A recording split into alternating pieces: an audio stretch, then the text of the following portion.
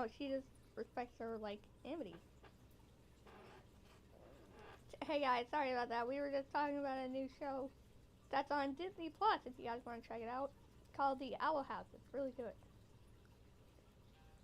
Anyway.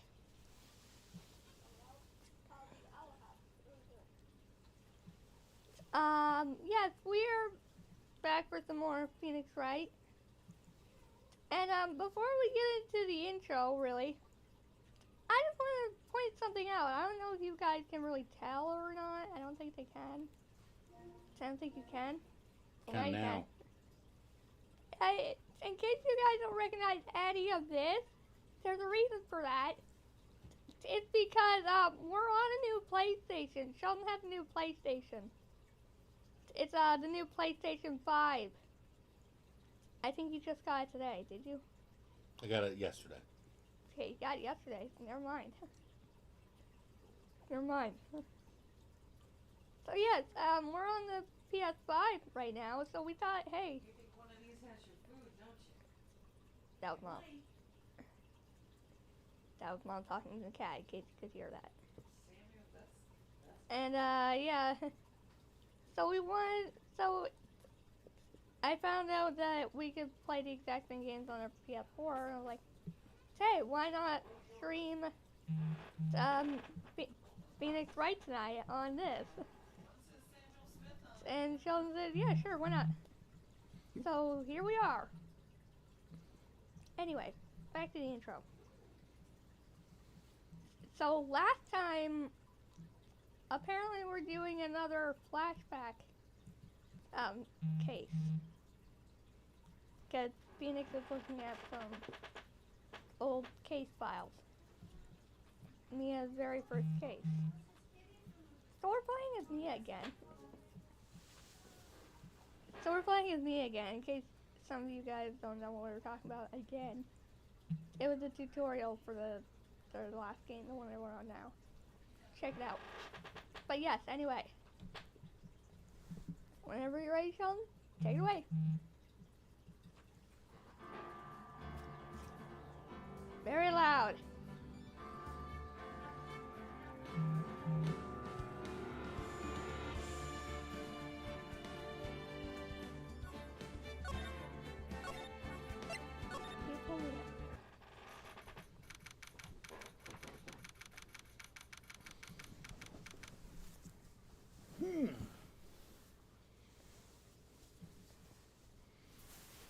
You like pull the pillow towards you. The flower pillow under my head. Thank you. Yep. I needed that. But, okay. Cool. Anyway, it's my birthday. Apparently. February 16th, 1:14 p.m. District Court, Defendant Lobby, number 4. February 16th is my birthday, so it's apparently my birthday.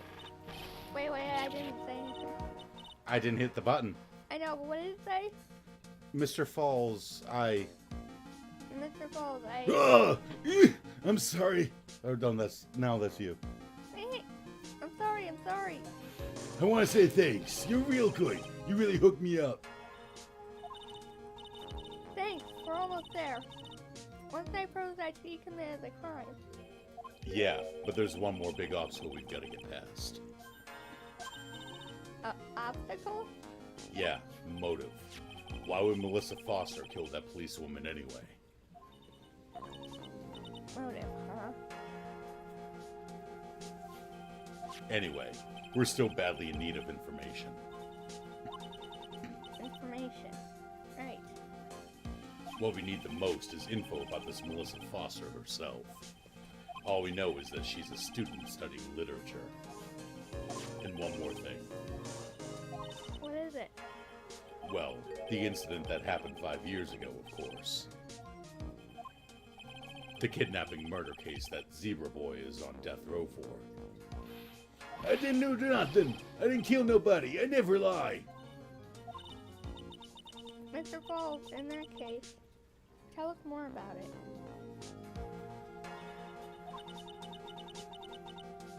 About what happened 5 years ago. Okay, I trust you. That day, 5 years ago, I dream of it every day.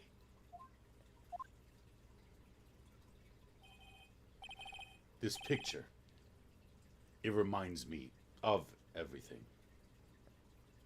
Hey, Cat, I gotta sleep now, but good luck with this case, says Sora. Okay, slept well already, I guess, Sora.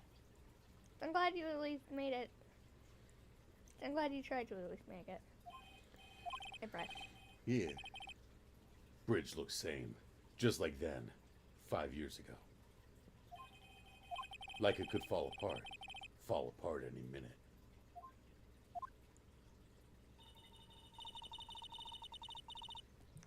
So it's been broken like that for at least 5 years. Huh. Sorry, buddy. You sound like the one that could fall apart at any minute. It's true. I did kidnap her. 5 years ago, I kidnapped my girlfriend, Dahlia Hawthorne. Your girlfriend? Huh? Hey, hold on there. Did you say Hawthorne? The victim's last name. Dahlia Hawthorne. Valerie's little sister. What? Are you serious? The girl. Oh, that's you. The girl, let her go.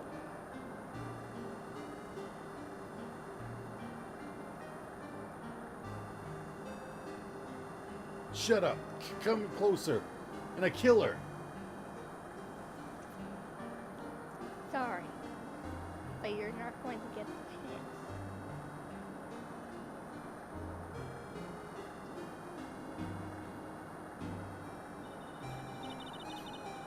The detective back then was Valerie Hawthorne.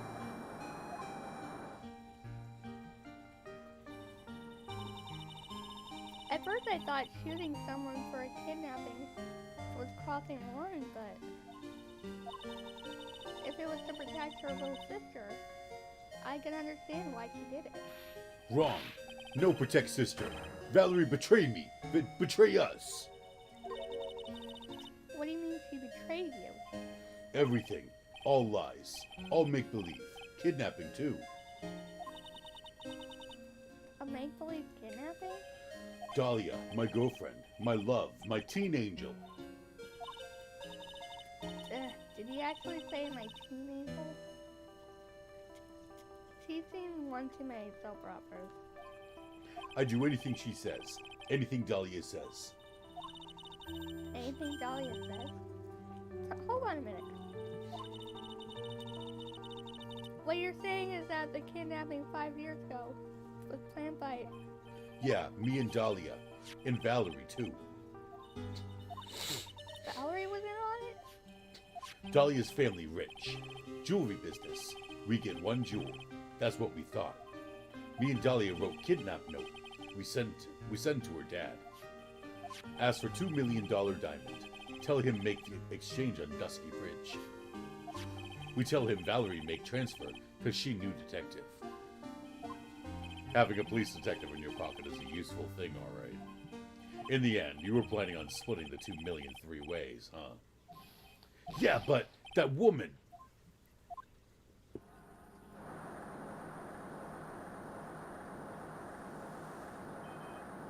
That woman, Valerie, she'd do it for real. She'd shoot at me for real, me and Dahlia.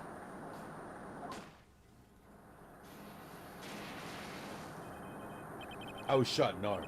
Dahlia, she jumped in river.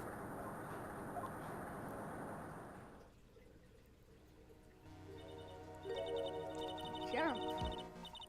You don't mean she jumped on purpose, do you? I couldn't do it. I could never push her. Anyway, I blacked out. Wake up with police all over. And that's when they decided to give you the death sentence. I couldn't believe it. That woman, she betrayed me.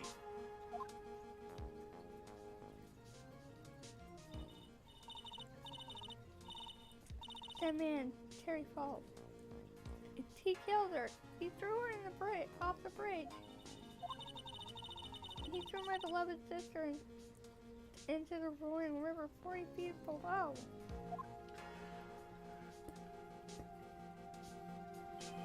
These 5 years, all I wonder is why? Why did she lie? That's all I want to know. So that's why you called her. You want to hear the truth from Valerie herself. Yes, but I forget what she looked like, so tell her to wear a scarf. I don't want to hurt her. Just ask why. Why? Why did you lie? Why did you betray me? I just want to hear an answer come from her mouth. That's all. So that's why. That's why you made a crazy escape like that. Just one thing, Zebra Boy. My senses are tingling all over. Tell me, Mr. Falls, where is it? Huh? Where's what? Come on now, kitten. The ransom. The $2 million diamond. That's, Remember that now? Did you give it back to Pops? Did the police take it? It's okay. It's still in a rock, too. I don't know. Huh? You don't know? No, really, I don't know. It's gone. With Dahlia. With Dahlia? That day on the bridge. Dahlia put it in backpack. And then she jumped off the bridge. Now gone with Dahlia. Gone forever. So the three of them planned a kidnapping. And then they would get the diamond. And then they split the money 3 ways. But what I'm thinking is Dahlia and Valerie teamed up instead. And they went, why split the $2 million 3 ways when we can split it 2 ways? So Dahlia put it in her backpack. Valerie shot Terry in the arm, and Valerie jumped off the bridge to escape. And then Terry has no idea where the diamond is anymore. Although that's a really annoying sound. Into Eagle River. It's the rushing water. Still, that's a really annoying sound. It disappeared with Dahlia, huh? Where are you going? What do you think? Right, you need a drink.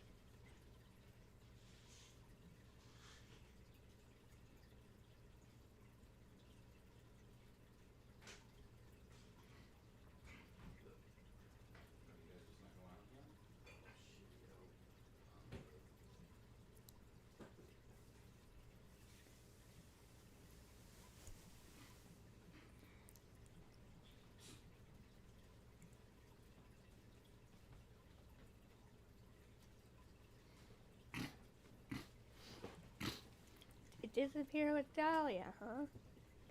Wait a minute. You can come back in now. We're about ready to go. Mr. Paul, just one more question. When you said with Dahlia, do you mean the diamond is still missing? Along with the body of Dahlia Hawthorne? Never found her. My sweet Dahlia. They never found her. Swallowed by river. Gone. Dahlia, my teen angel. Your teen angel? How old was she anyway? Mm-hmm. Just 14. 14? I guess you were robbing cradles for diamonds.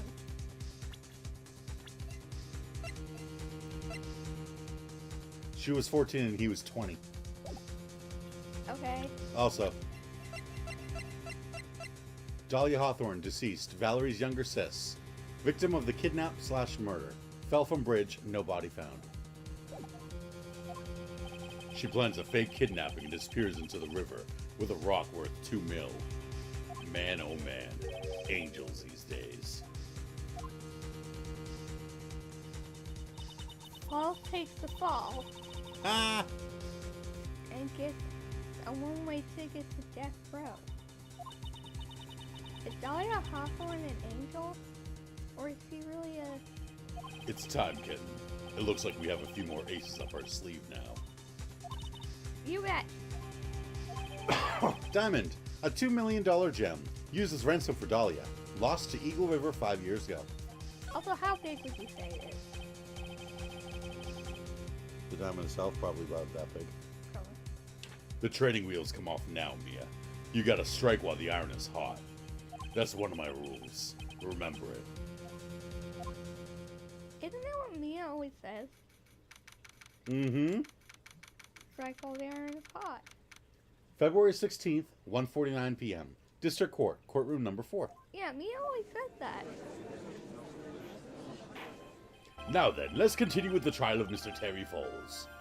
Witness, are you feeling better? Yes, Your Honor. I'll try my best. Oh, she needs medicine?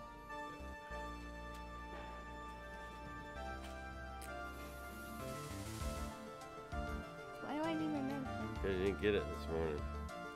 Oh, I didn't? No,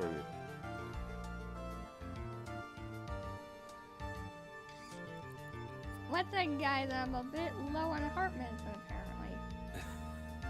yes. Say hi, Dad. Hi, Dad. I don't think I've ever met you before. Oh. Hello. Have fun. You're a brave young lady. Not this again.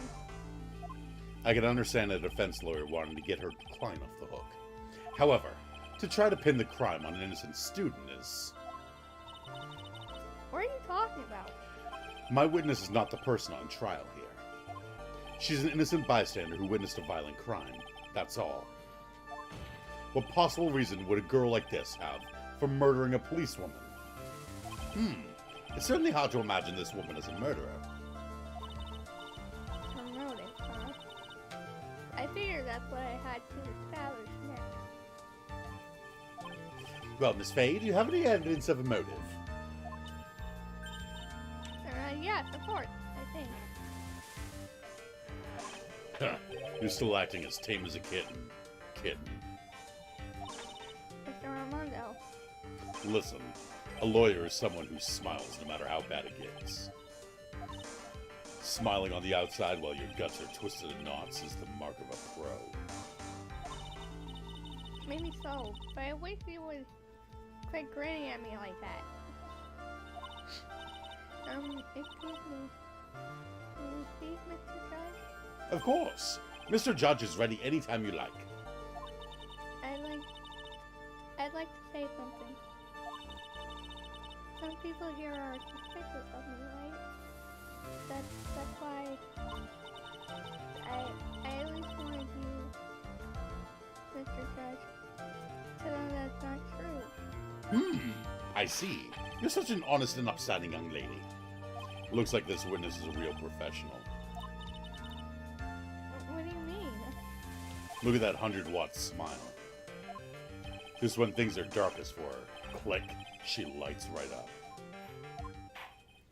Very well then, let's hear what the witness has to say. Can you push my glasses up? Melissa Foster's history. I was out of the country until the year before last. Until I entered college.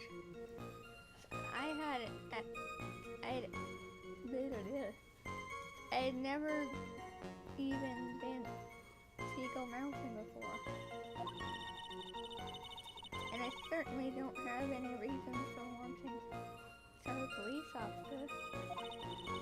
Holding a grudge and killing the officer who testified against you 5 years ago. By kidnapping a poor girl. I just think the defendant is a terrible, horrible monster. Out of the country, eh? Precisely. Furthermore, she has no possible motive for committing murder. Indeed. You're up to bat, kitten. Sharpen those claws and put on your best smile. You're right. Somehow, I have to tie her into this case. I think I have an idea of what the motive could be. Mm-hmm. I think she's upset at her sister for maybe like lying about her boyfriend. Hmm. So what country were you living in then? We were all living abroad. But after my parents were killed. It was a brutal civil war. She had to try to make her way back home alone. I lost everything. I didn't even have any personal identification. What kind of a sob story is this? What do I do? Should I press her for details? We always have to press more details. Minute, answer my question. Right? Like she's avoiding it for some reason. She's like, I was living abroad up until I went back to college. Oh, what country were you in? Oh, you know, I was living overseas. What country? I'll even repeat it for you. What country were you in? Your Honor, this line of questioning is childish. What country she was in and how many languages she may speak are irrelevant here. What we're here to evaluate is whether this witness has any connection to this case. I've lived abroad ever since I was a little girl. That's... Melissa! That's why I could never have known Mr. Bulb or Detective Hawthorne. Yes, I think we've established that point. Yes, indeed. Well then, shall we add what you've just stated to the official testimony? Yes, first try. Yes, please, Mr. Judge. Naturally, I didn't know either the victim or the defendant. You didn't know either person. Are you certain of that? Yes, I'm afraid I'm rather shy around people. Oh well, that can't be helped. Why is he just agreeing with everything that comes out of her mouth? The first time you saw either of them was when they were on the bridge, correct? Yes. It was really a coincidence. Coincidence? I don't know about that. So when did you decide to go to Eagle Mountain anyway? I just love being outdoors. Picnics, hiking, you know, that sort of thing. You don't look like much of a hiker to me. But you do look like a digger of some sort. What does that look like? She's saying that Melissa looks like a gold digger. What's a gold digger? A gold digger is a girl who goes, oh, hey, you're handsome. Oh, look at that big wallet you've got. Oh, full of money? Yeah, give me some of the money. Someone who only dates someone because they got money. Interesting. Isn't that what takes place in, like, the Addams Family too? Yes, exactly. That is the plot of Addams Family 2, is that she's a gold digger. Yeah, okay. I didn't know there was a word for that. Mm-hmm. The Eagle Mountain is a 2-hour drive from here, and no trains run through here. There are plenty of mountains that are closer and easier to get to. Well, I went there once with the college hiking club. I don't even think that's a thing. I fell in love with his Stark. Mm-hmm. What's a Stark? Stark, it means like barren.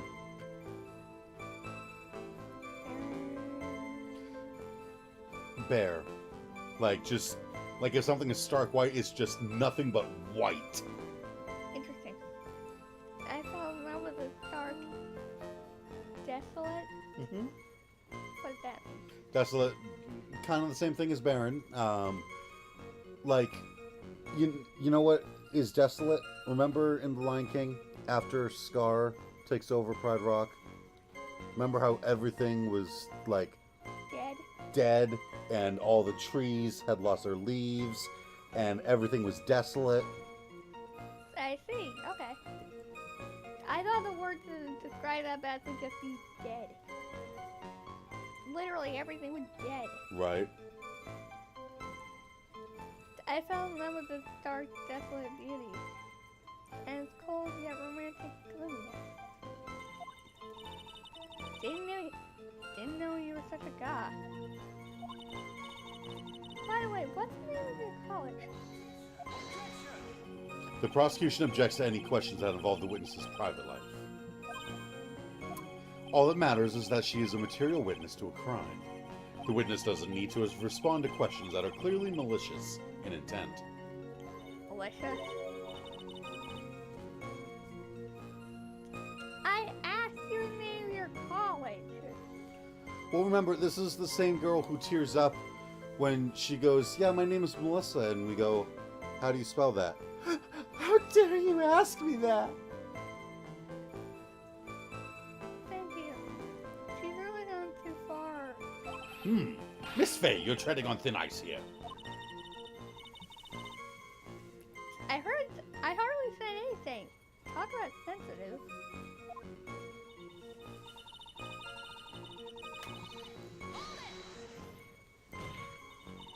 Perhaps, but your behavior that day was very suspicious. Not only have you contradicted yourself here in court, but you know things you shouldn't. For example, the scratches on the trunk of the car. So that's...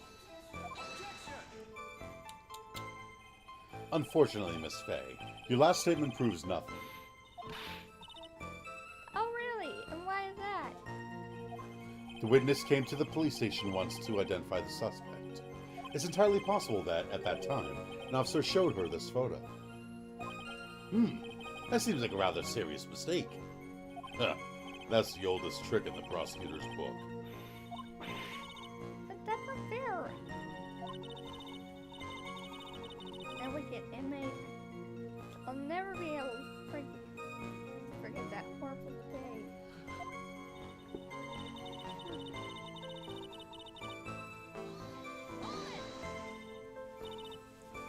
A grudge? Well, the policewoman's testimony was crucial, wasn't it? Crucial in getting the defendant sentenced to death. Yes, and that's precisely why he harbored such deep anger against her. So much anger that he forgot his own guilt.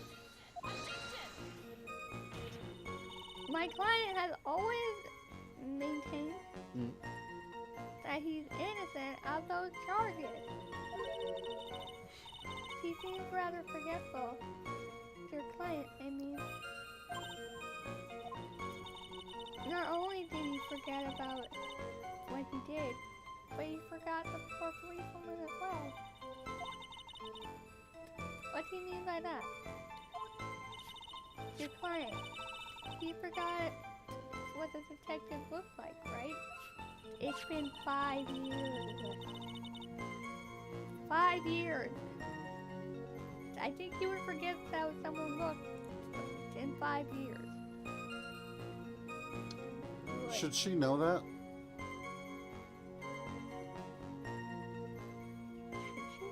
Should she know that he doesn't remember what Valerie looked like?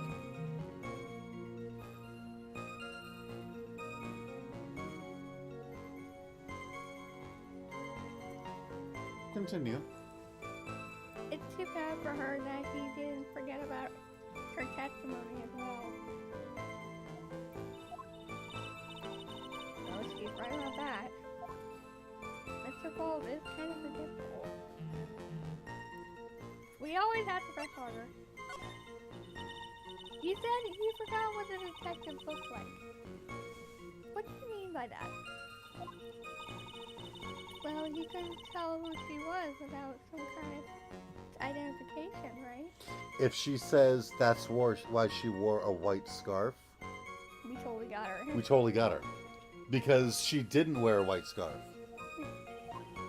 Quite right. That's why the victim was wearing a scarf as identification. Why, if I had... I'm sorry, what did you say? Why, if I hadn't been... Why, if I had been wearing a white scarf that day, then he probably would have tried to kill me. That's true. He's clearly a bitter man. This is bad. Mr. Paul's reputation just keeps getting worse and worse. Sometimes it's best not to go too deep. What should I do with that last statement? Have it added. Your Honor, what the witness said just now was tremendously important. Yes, it was, Mia. I'd like it added to the official testimony. The prosecution has no objection. Oh, you should have. You should. After all, the defendant is a killer and a mentally unbalanced one at that. That testimony only helps to further prove that point. But no, that's not why Enough. Witness, if you would. My pleasure, Mr. Judge. You just sealed your fate, Melissa. I guess I'm lucky I wasn't wearing a white scarf. We'll press through. What do you mean by lucky? Well, it's February now. Everyone's wearing scarves. If I had accidentally worn a white scarf like he said, Then you yourself might have been killed. That would have been a terrible loss for this world. Huh. It looks like you pressed too hard this time, kid. Mr. Armando. Keep looking around you and you're gonna lose sight of the finish line. Justice is blind, but she's not deaf. Sometimes you have to know when not to talk.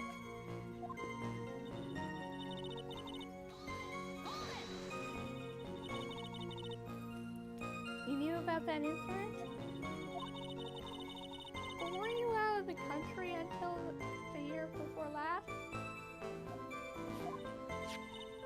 Well, I saw a report about the escaped convict on the news. They had an in-depth report about his whole history. So you're still living abroad 5 years ago, is that correct? Or is that right? Yes. I can't let him get away with these lies. Listen to me. She's neck deep in this whole thing. Somehow, you're just going to have to get her to show the court her true self. And then you'll get a break from doing her voice. What do you mean I'll get a break from doing your voice? Because remember, I do the evil voice for her. Ah, yes. A white scarf. You mean this white scarf? That's not really white. Witness, I want you to look at this photo you took. It's hard to see in the photo, but look at the scarf that the victim wore as identification. Ah, you're talking about this scarf right here, eh? Yes, that's it. That's the scarf the policeman was wearing. I've got her now. Just don't mess up. But that's strange. In your testimony, you stated the following. I guess I'm lucky I wasn't wearing a white scarf. White? This is a scarf you identified as belonging to the victim. But it certainly doesn't look white to me. Wait, did I... Oh. Oh. Well, it was foggy that day, and it was raining as well. It's not surprising that she mistook it for white. Sorry, but not this time. The witness just confirmed that this was the victim's scarf. Yes, but what's the significance? It's true that the scarf doesn't look white, but... There's only one explanation for this mix-up. The reason why the witness thought the scarf was white is...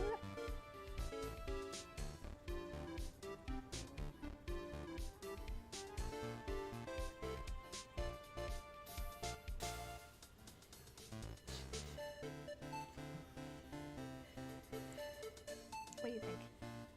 Oh, I know the answer. Well, give me a hint. Well, the reason the witness thought the scarf was white is because of the attorney's badge. No.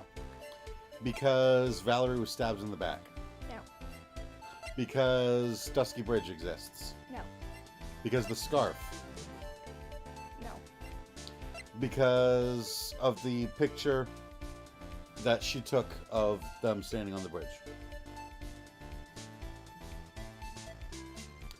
Because of the That's note. in black and white? Yeah, exactly, yeah.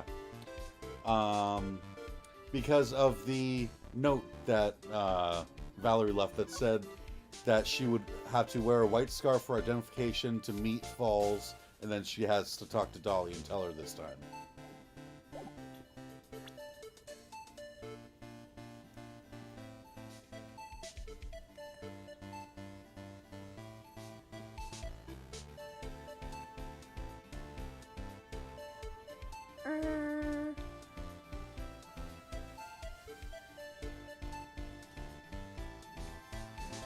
I don't know. I think it's the...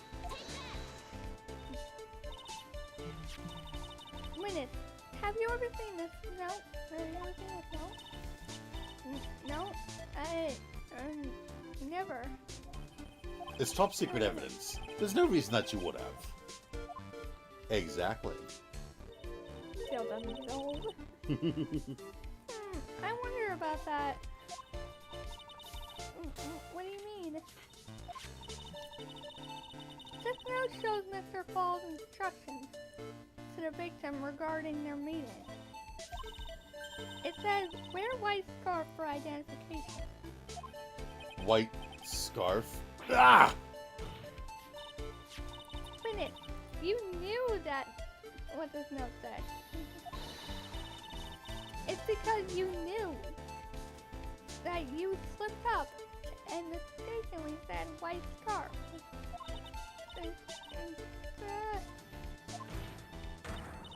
Well, Miss Foster? No! Order, order, order! Mr. Edgeworth, I'm waiting for an explanation. I'm quite sure this note wasn't leaked to the public. And yet, this witness knew exactly what the note said.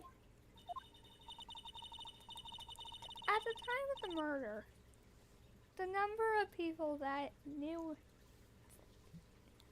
were quite limited. Terry Falls is one. The person who wrote the note, Valerie Hawthorne, is another. And finally, one more person. Did you say one more person? That's right. Person that no one would have suspected. Have you figured it out, kitten?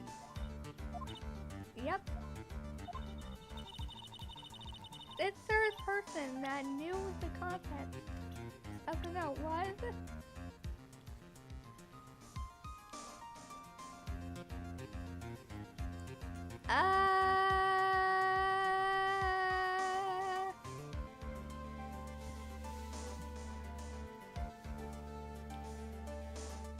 So Terry knew what was in the note. Valerie knew what was in the note. Who's the third person that would know what's in the note? Armando? Gumshoe. Definitely not. Melissa. Miles. I would have to say Dahlia.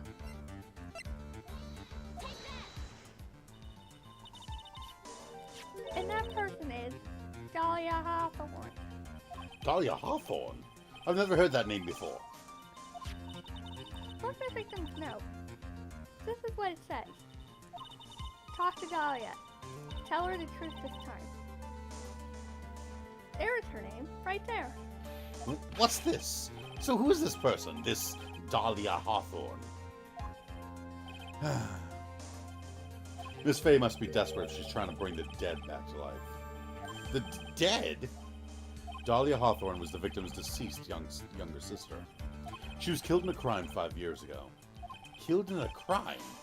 You don't mean...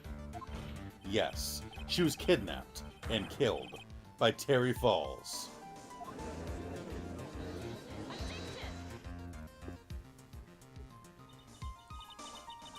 You said she was killed? But was she really? What are you implying? Of course people thought she had died 5 years ago. When she fell off Dusty Bridge and was lost in the Evil River. However, her corpse was never found. She was declared legally dead 5 years ago. As far as the law is concerned, Dahlia Hawthorne is officially dead. But the fact remains that her body was never recovered. Dahlia Hawthorne was 14 years old 5 years ago.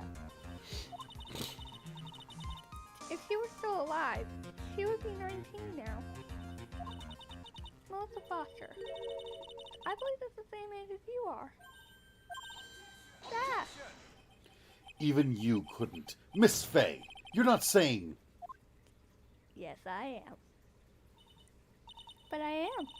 That's precisely what I'm saying.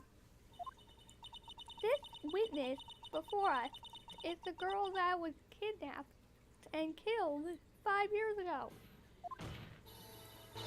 This girl is in fact Miss Dahlia Hawthorne.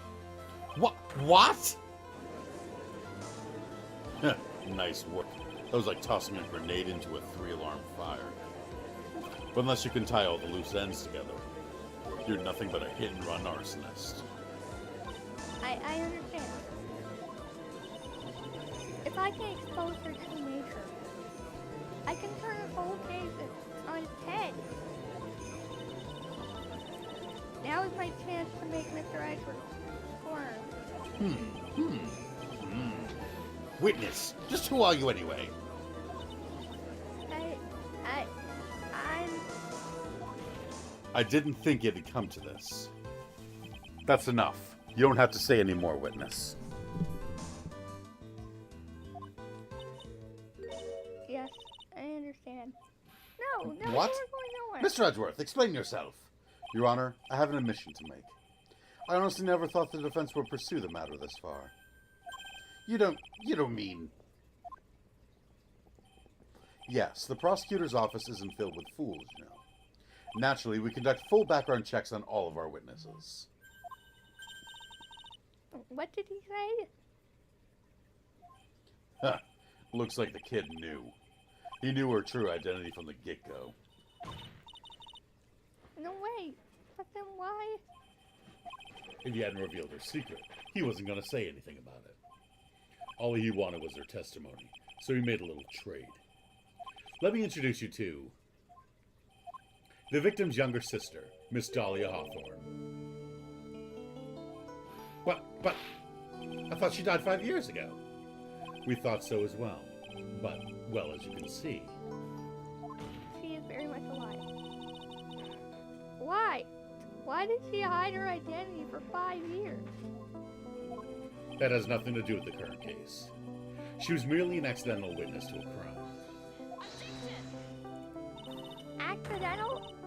I don't believe that for a minute. For the last 5 years, she's been playing the role of a victim. And now we find her acting suspiciously at the scene of another murder.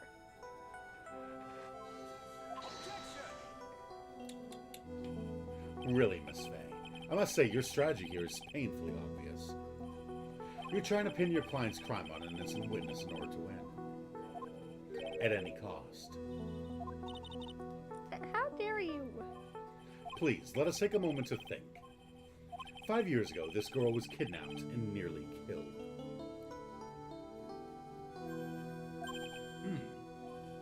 But even worse than that, 5 years later, Dahlia Hawthorne lost something much more precious, her big sister.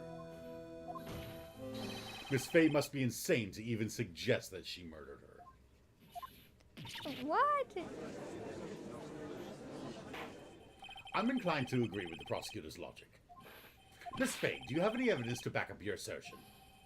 What possible reason would this witness have for killing her beloved sister? Well, you see, I thought I was winning, but somehow he turned it around on me. Huh. I think you need a little push in the right direction, kitten. The defense is prepared to present evidence supporting our claim.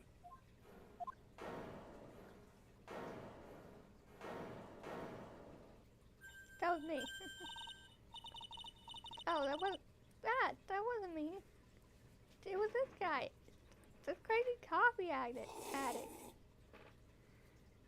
You say something?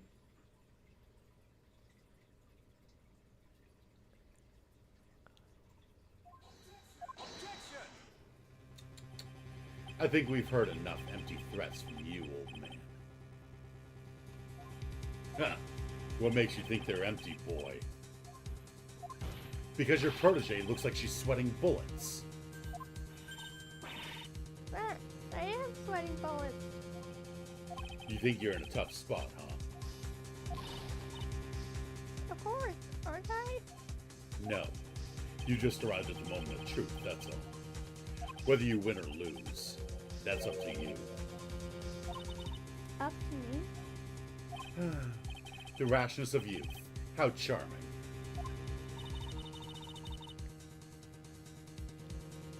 It's coming from someone younger than me. Now then, let's not waste any more time. Miss Faye. Saving now? It's got the tense music. What motive would this witness have for murdering her own sister, Valerie Hawthorne?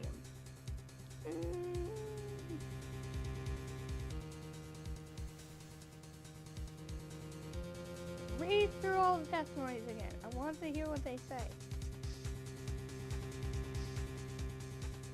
Why did I say testimony? I meant evidence. Attorney's badge, proof of my profession, is brand new and sparkles in the light. Valerie's autopsy report, stabbed with a knife in the back, died from blood loss between 4 and 5 p.m. Dusky Bridge map, bridge located 40 feet above Eagle River. I see it. I don't want to overlook anything. Scarf, worn by the victim at the time of the incident, found on Dusky Bridge. Witness's photo, taken by the witness, bridge unchanged for 5 years. You pushed my hearing up.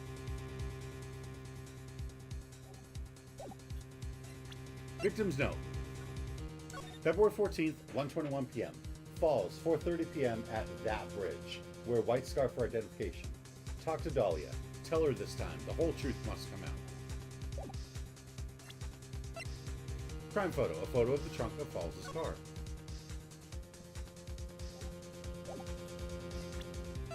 Camera. Melissa Foster took the witness's photo with this. Has a timer function. Diamond. A $2 million gem. Used as ransom for Dahlia. Lost to Eagle River 5 years ago. Terry Falls, age 25, my client. Sentenced to death 5 years ago. Escaped from custody 2 days ago. Valerie Hawthorne, age 23. Police officer and the victim. The key witness in the case against Falls 5 years ago. Diego Armando, age 27. A hotshot lawyer.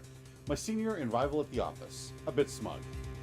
Dick Gumshoe, age 26. Homicide detective in charge of the initial investigation. Still new to his position. Melissa Foster, age 19. College student. Witnessed and photographed the incident at Dusky Bridge. Miles Edgeworth, age 20. Dubbed a genius as soon as he started as prosecutor. Today is his court debut. Dolly Hawthorne, deceased. Valerie's younger sis. Victim of the kidnap/murder. Fell from bridge, no body found.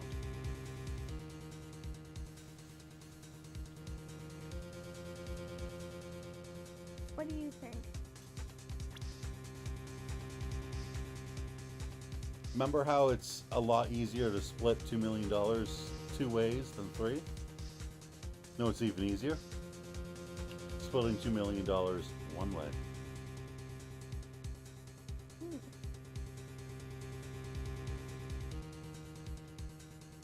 Try it. It's either that or it's the truth. What is this? Is this the defense's idea of a joke? If so, I certainly don't get the punchline. Well, Miss Fay? Well, that was rashness of youth. The rashness of youth? And what's your point in furthering such a stereotype? Thou Wind stayed hidden for 5 years, kitten. There must be a good reason for that. And somehow it must involve Valerie Hawthorne. Okay, one more time here. You've got to read the floor record more carefully this time. Now then, let's not waste any more time. Miss Fay, what motive would this witness have for murdering her own sister, Valerie Hawthorne? Okay, so it wasn't that.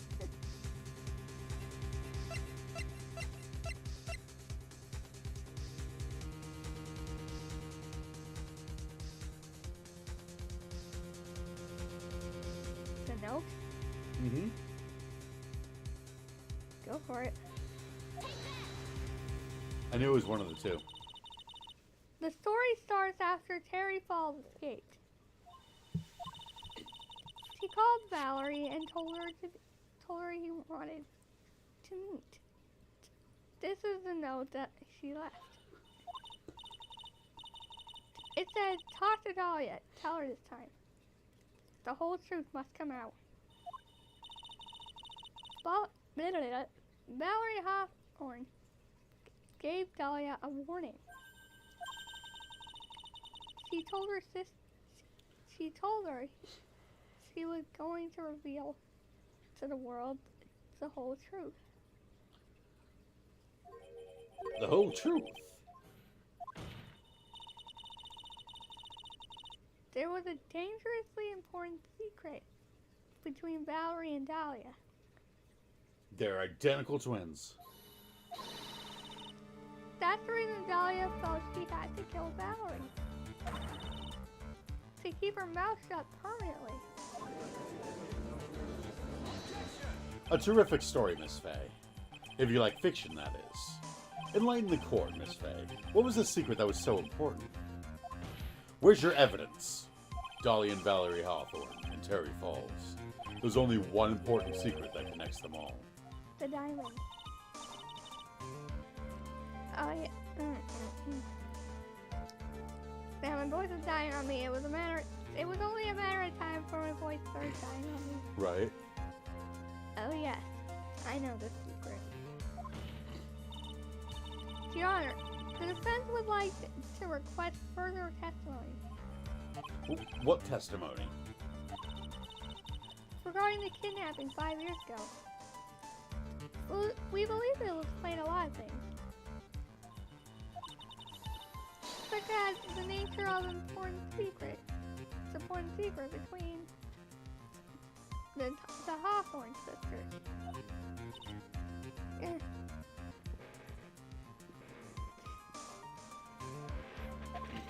When is she gonna crack? Right. Very well. I'll grant your request for further testimony. I know it'll be painful for you, but can you enlighten us once more, my little maple leaf? Yes, I'll try, Mr. Judge.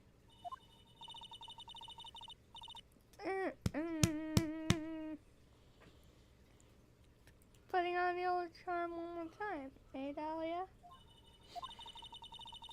But this will be the last time to hide behind your womanly wiles with a wile. If you're wily, you're sneaky, you're sly. She's going, oh, you know you're a woman and you're going to use that fact to try and get what you want. You're going to be sneaky. And be like, oh, poor me. She's bothering me so much. I wish you could just throw her out of court. 5 years ago. 5 years ago, I was kidnapped by Mr. Falls.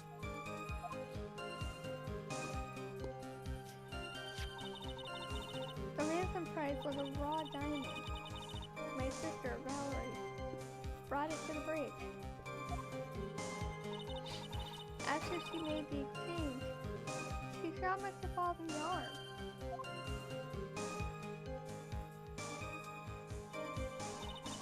That's when Mr. Falls tried to kill me by shoving me off the bridge from behind. I survived, but I was afraid I might be kidnapped I decided to change my identity and start a new life. The kidnapping left her emotionally scarred. With her sister's help, she left the Hawthorne family and started all over again. And we're to believe after all that, she murdered her sister. Preposterous. Thank you, Mr. Edgeworth. Miss Fay? Yes, Your Honor. As you've heard, the witness is still traumatized from the kidnapping. I'll ask you again to be extremely gentle in your cross-examination. Mr. Ezra got the jump on me again. If we're not allowed to fight, then let's twist some arms. Listen up. We've still got that info, that ace up our sleeve. What info? Come on, kitten. Don't say you've forgotten already. The fact that the kidnapping 5 years ago was staged. That's right. It was a fake kidnapping. Terry Falls told us that in the lobby. I do anything she says, anything Dahlia says. So what you're saying is that the kidnapping 5 years ago was planned by... Yeah, me and Dahlia. And Valerie, too. Yes, that's it. The fake kidnapping is your best shot, Jeff. That's the secret.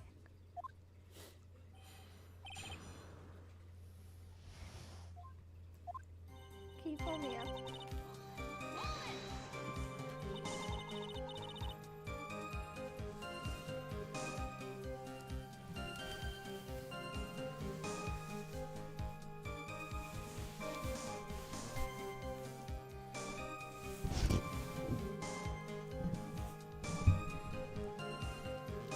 Did you and Mr. Falls have a relationship?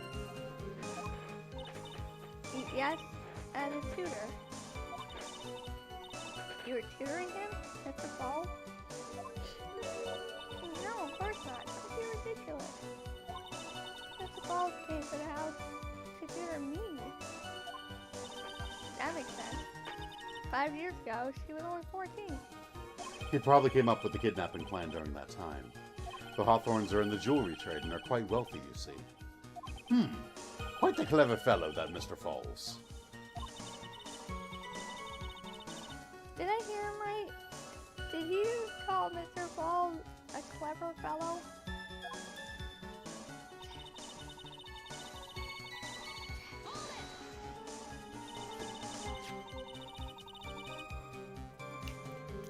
I heard the diamond is valued in the neighborhood of $2 million. $2 million? It was still uncut, Oh, so it was about the size of a pint of milk. What's a pint?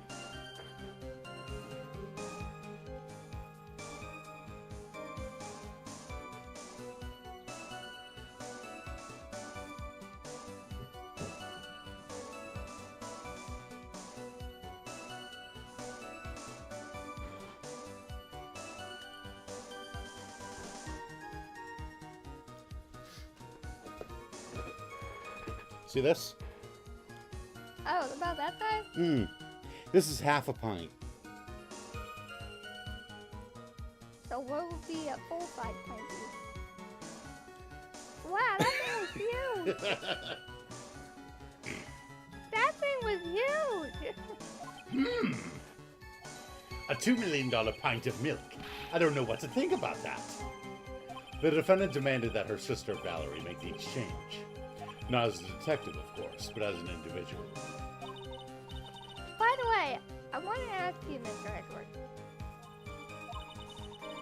Why do you think you wanted to make the exchange up for there on that, up on that mountain? What are you doing up there on that mountain up there? I know, I worded that wrong.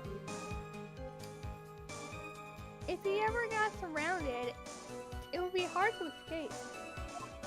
There's one thing a kidnapper wants to prevent, and that's police involvement. In a place like that, it would be easy to tell if he was being followed. With only one entrance to the mountain, he was ensuring his safety. What a wickedly clever man that Mr. Falls is. Yeah, right. It was all your plan.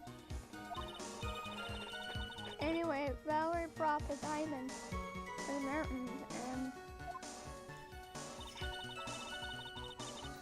my voice is getting tired.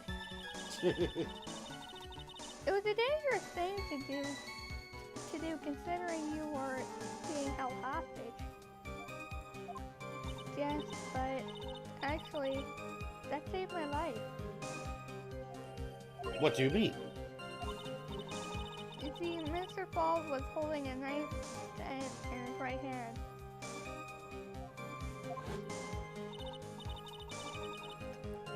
Somehow, I just knew he was going to use it. I knew he was going to use that knife to kill me.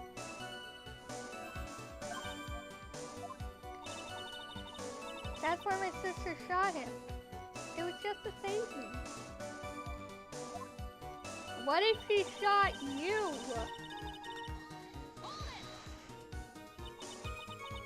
I like to hear more about what happened right at that moment. Well, when Mr. Falls was shot in the right arm, he let go of me.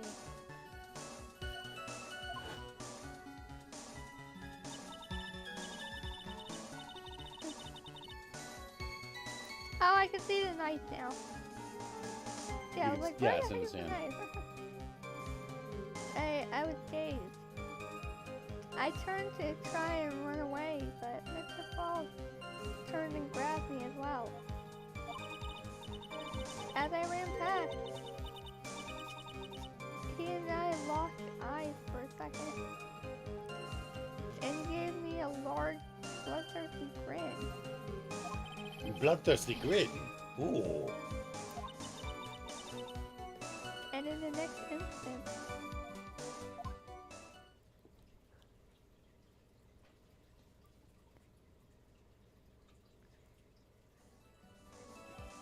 I advise the court to remember that the river is 18 feet deep and incredibly swift.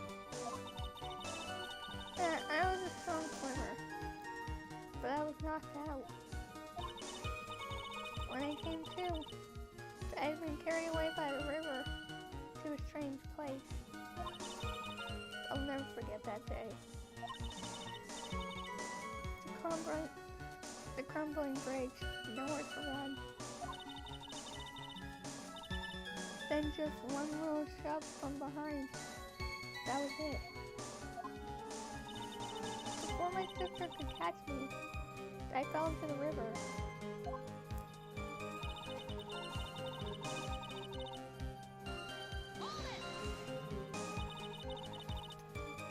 And that's why you hid your identity.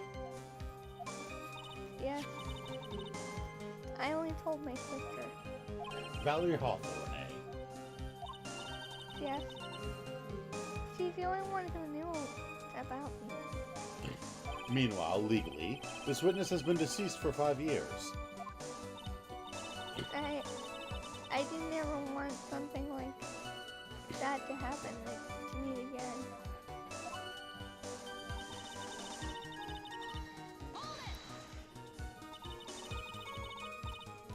And that new identity was Melissa Foster, right? Yes. My sister helped me get the official paperwork taken care of. That makes sense. Without an insider's help, doing all of this, doing all the paperwork, would have been impossible. She was the only person left in the whole world I could count on. And you think they killed her? There's no way I could. It's the moment of truth for this witness, too. Once the truth about this staged kidnapping comes out, everyone in the court will know how much of a Jezebel she really is.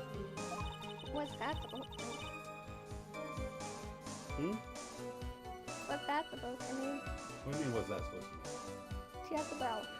Jezebel is a name for a lying, traitorous woman. It was a famous woman that basically betrayed her people. Huh. Yeah. just got the proof that the kidnapping was a hoax. 5 years ago, I was kidnapped. Ransom price was a raw diamond. Shot Miss Falls in the arm.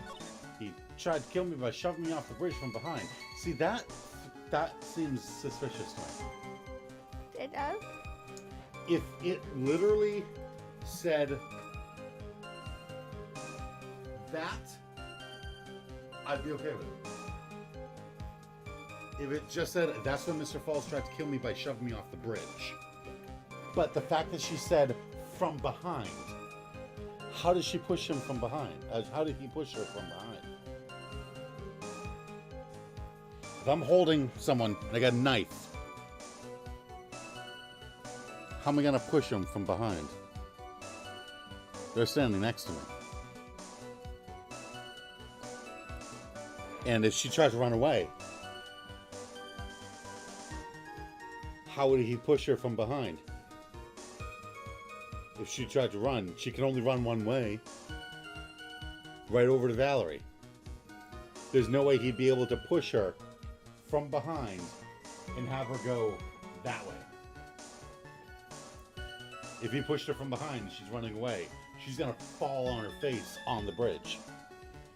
She's not going to fall off the bridge. Right?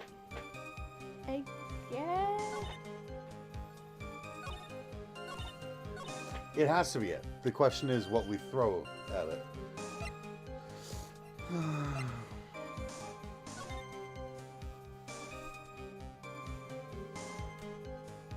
Wait, she said something. Did you hear more about what happened? When he got shot in the right arm, he let go of me.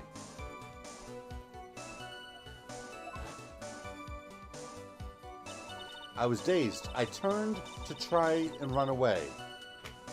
But Mr. Falls turned to grab me as well. As I ran past, he and I locked eyes for a second and he gave me a large bloodthirsty grin. Why would she turn to run away?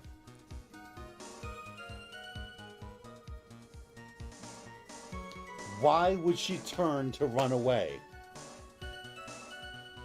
The problem is, it's not part of her testimony. Well, it kind of is, too, though. As I ran past, he and I locked eyes. And in the next instant, he pushed me off the bridge from behind.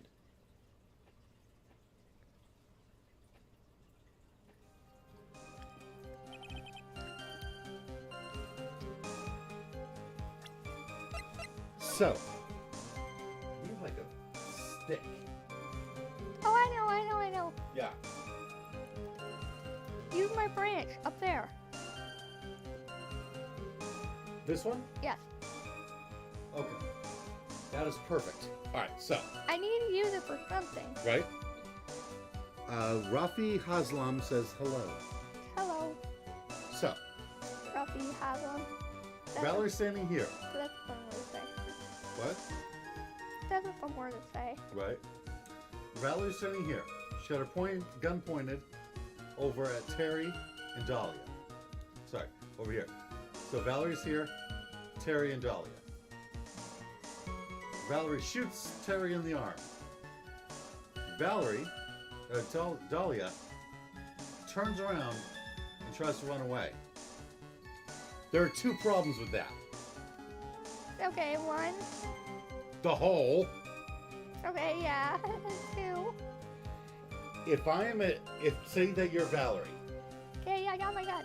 okay, and I'm held at knife point. You shoot him in the arm. He goes, ah! And he drops his knife. I'm gonna run away from you.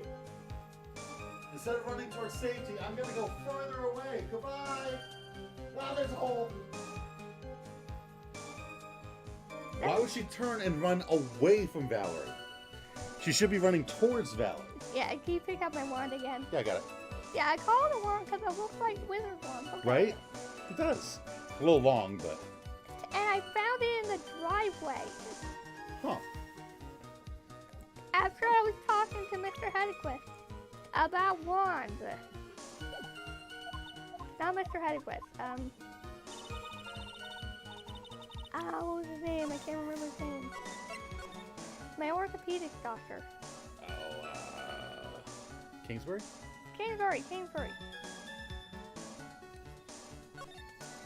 I'm surprised I remember that word.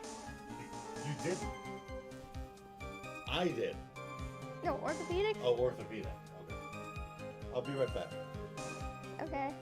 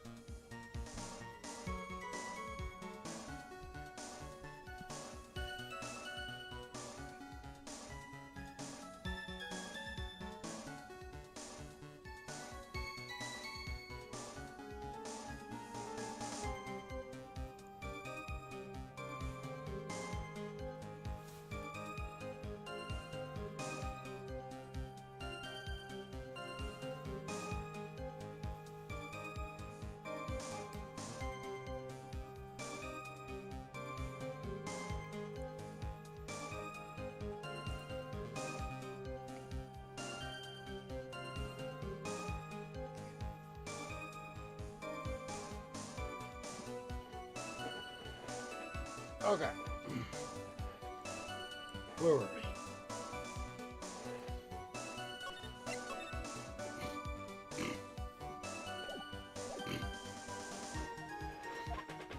Before my sister could catch me, I fell into the river. Your sister could never have caught you. You ran the opposite way. So yeah, That's super suspicious, and that's the only thing about this statement, about this testimony that's sticking out to me.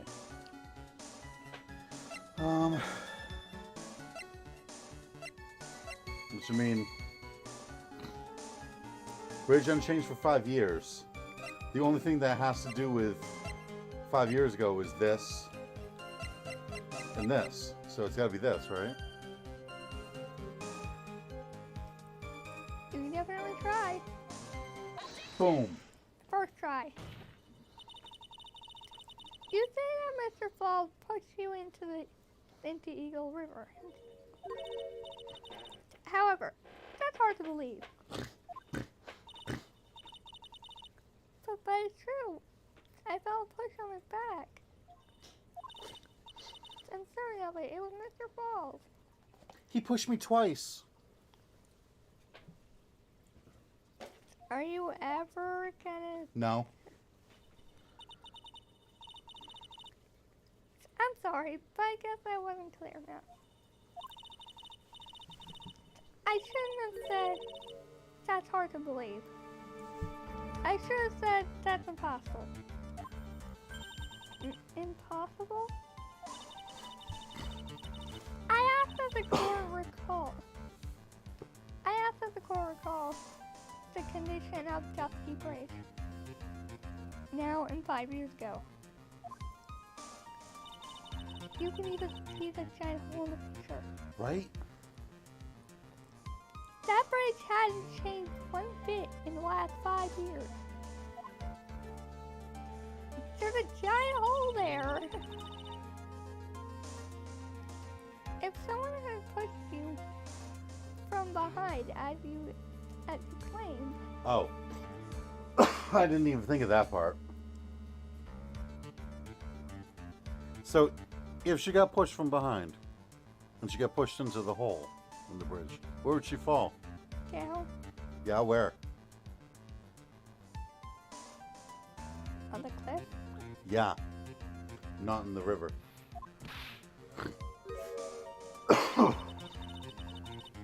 Instead of being carried away by the river, you would have been smashed by the bedrock below. Almost certain death. Well, yeah, that's why they thought I was dead for 5 years. Do you understand now, Dahlia Hawthorne? The very notion that my client pushed you from behind is impossible. Ah! Your Honor, this event occurred 5 years ago. Why, for all we know, the water level in the river may have been higher back then. Like 40 feet from the bridge to the river. A small change in the water level wouldn't have made a difference. Ugh. You're right. If the events occurred just as the witnesses testified, then the defendant couldn't have pushed the witness into the river. Young lady, what is the meaning of this?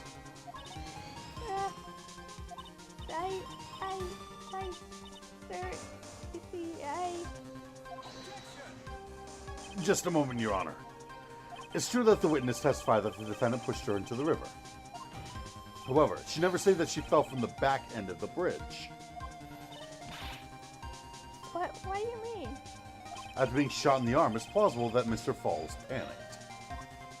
Therefore, he could have unwittingly pushed her off the side of the bridge. If that's true, she would have fallen into the river. Well, Miss Hawthorne, is Mr. Edgeworth's explanation correct? Yeah, whatever proves that I'm not the killer. Yep. Now that you mention it, I do remember now. When I fell off the bridge, my skirt got caught on one of the bridge side wires. You can't be serious. Order! Order in the court! It seems Miss Faye's assault has finally reached its conclusion. Now, Mia. There's no time to retreat. Unfortunately for you, this is just the start of Miss Faye's assault. What? I don't like your reasoning when something like this, Mr. Edward.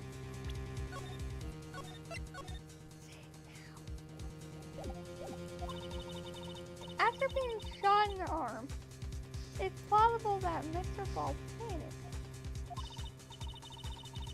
Therefore, he could have unwillingly pushed her off the side of the bridge. Unwittingly. Unwittingly. However, once again, I'm forced to say that's impossible. Ridiculous. What's so impossible about it? Because your flawed logic contradicts. Because your flawed logic contradicts the court record. I don't know.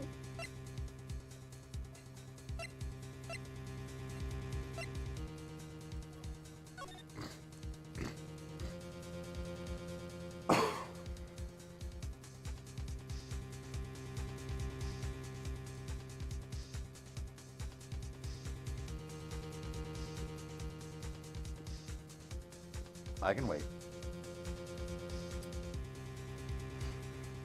Wait for what? For me to notice something? Mm-hmm. So what are we trying to prove? So, Edgeworth says he got shot in the arm. And when he got shot in the arm, he panicked and flailed around and pushed her off the side of the bridge.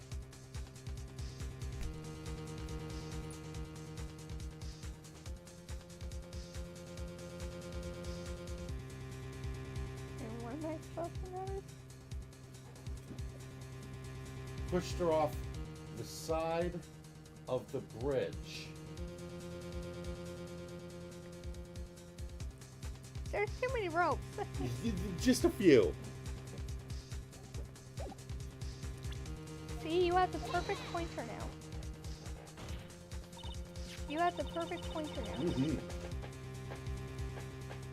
Your Honor, all of the answers are right here in this photo. Take a look at the wires supporting both sides of the bridge. They extend up to about 5 feet off the ground. It would be impossible to push someone off from there. No! But let's remember the size and strength of the defendant. Wires like this wouldn't be a problem for him. He could have easily picked up a 14-year-old girl and thrown her over. So young, and already so forgetful, Mr. Edgar. Mr. Falls had been shot at in the right arm. Ah. And more importantly, Valerie Hawthorne had her gun trained on him at point-blank range. Ugh. I don't think that Valerie would have let him go. Hold on a second. Let me scoop her up and over the side of the bridge. There we go. Thanks for not shooting me while I was killing your sister that entire time, Valerie. Oh, she did the thing. Yes. So, Mr. Falls throwing us off the bridge? That is clearly impossible. Ah! Order! Order! What is the meaning of this? Please, someone explain to me what's going on. Dahlia Hawthorne, you jumped into the Eagle River intentionally. What? What is this? Indeed. What do you mean by such a ridiculous remark? Yes, it's ridiculous. My sister was there to help me. She had her gun in handcuffs. She could save me. Jumping into a raging river like that would have been suicide. Perhaps, but still.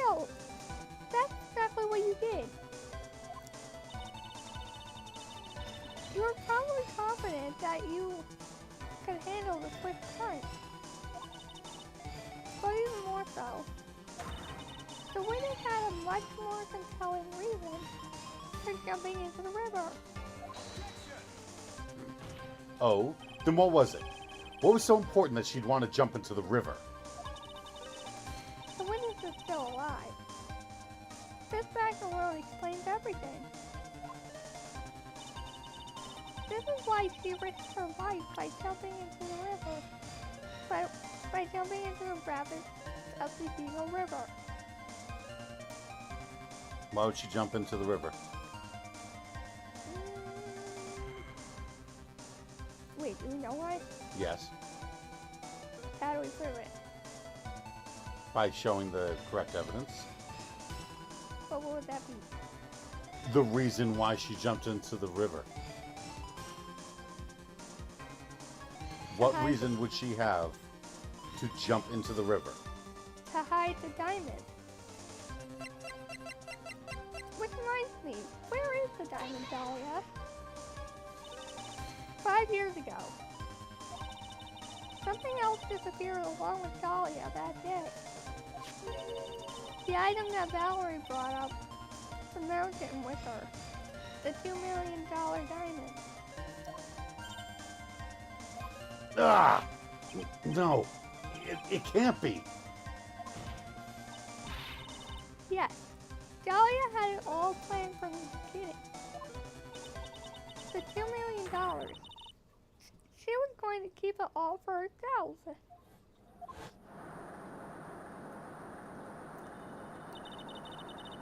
She forced Mr. Falls to help her fake the kidnapping. Bang.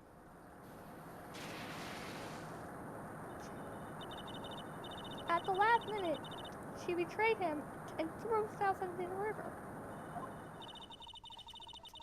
With the ransom tucked away safely in her backpack. Oh. Why, that's simply ridiculous. Order, order, order. Your Honor, 5 years ago, the witness was only 14 years old. Do you really think a 14-year-old is capable of such a demonic plan? This woman is a demon. And there was one more person who helped make a demon out of her. Her sister, Valerie Hawthorne. You mean the victim was involved in the kidnapping plot as well?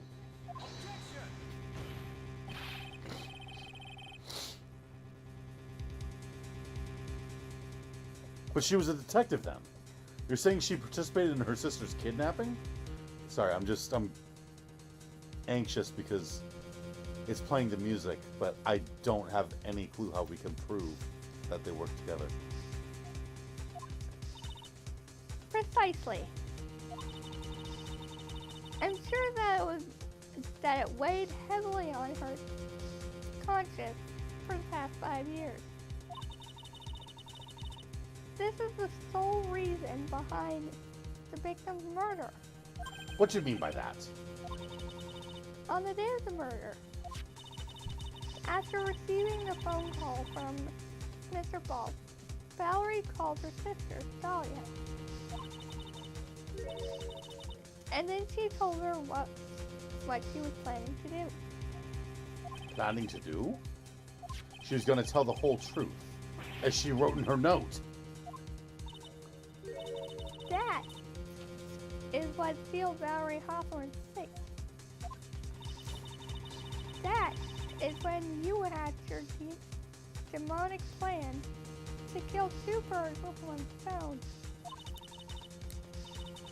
A plan that would ensure neither of your accomplices to the kidnapping would talk. And that is why you killed your sister, Valerie Hawthorne.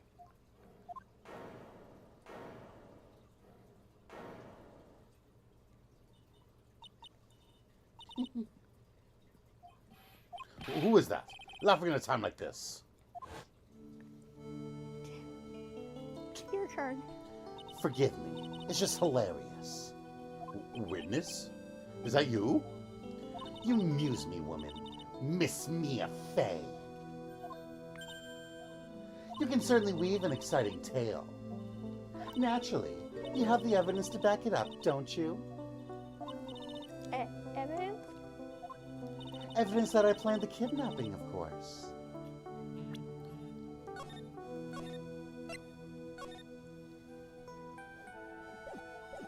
That at 14 I plotted it with Mr. Falls, my sister. Well, And one more thing. What happened to the $2 million diamond? that's what I want to If you know. can't provide evidence to at least show that. Well, Miss Faye, I don't know. What a joke. You, Miss Faye. Are you stupid or something? Eh. How can I prove fake kidnapping that happened 5 years ago? I don't even have decisive proof of Valerie Hawthorne's murder. well, it seems that we've come to the end. To be honest, the witness's behavior does raise certain suspicions. However, I'm forced to reject the assertions made by the defense. Of course you are. Is this it? Is it really over? The girl has made a fool of me, and there's nothing I can do about it. Death Mother says, wait, I just realized I'm still on Chapter 3 on Dongan 2. She looks like Ariana Grande, right? Who? Dahlia. She looks like a singer that Casey likes. Oh, I see. Huh. Without evidence the trial was over, who decided that? Mr. Armando. Come on now, kid. Haven't you figured out that you can make your own rules? For example, even if there's no evidence, there's still testimony. Testimony? On the day in question, Dahlia Hawthorne murdered her sister, Valerie Hawthorne. She hid her body in the trunk of Mr. Falls' stolen car and then went to meet with him. Disguised as her sister, Valerie Hawthorne. That's what you think, right? Yes, that's right. In that case, there's only one answer, right? There's only one person left who can testify about Valerie Hawthorne's murder. Then there's no proof. There's only one thing left to do. Who is the one person who can testify that to that demon woman's crime? The only crime. Who's the only other person that was there? Right, it has to be Terry.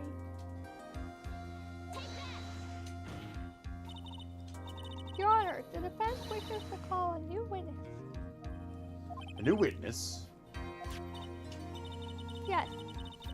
We would like to hear the testimony of Terry Falls. The defendant? There's only one person that can shed any further light on the situation.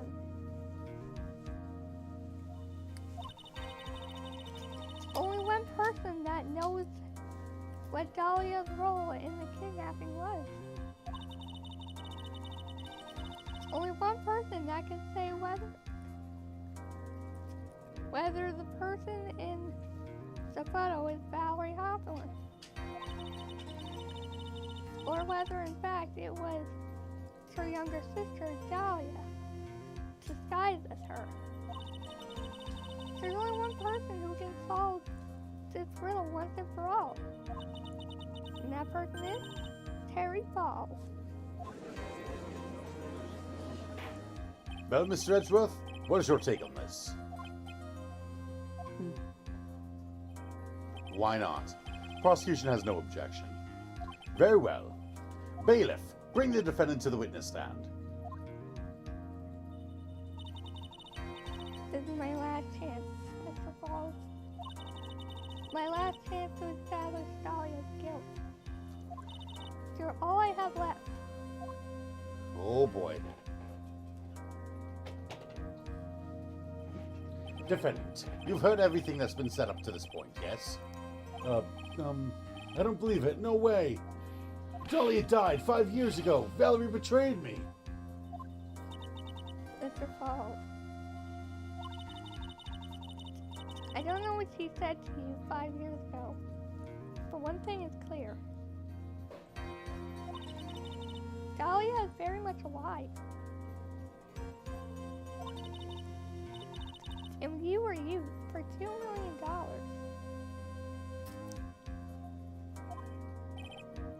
That's not true. Mr. Falls, there's only one question I want the answer to. 2 days ago on Dusky Bridge, who did you meet? Was it Valerie Hawthorne?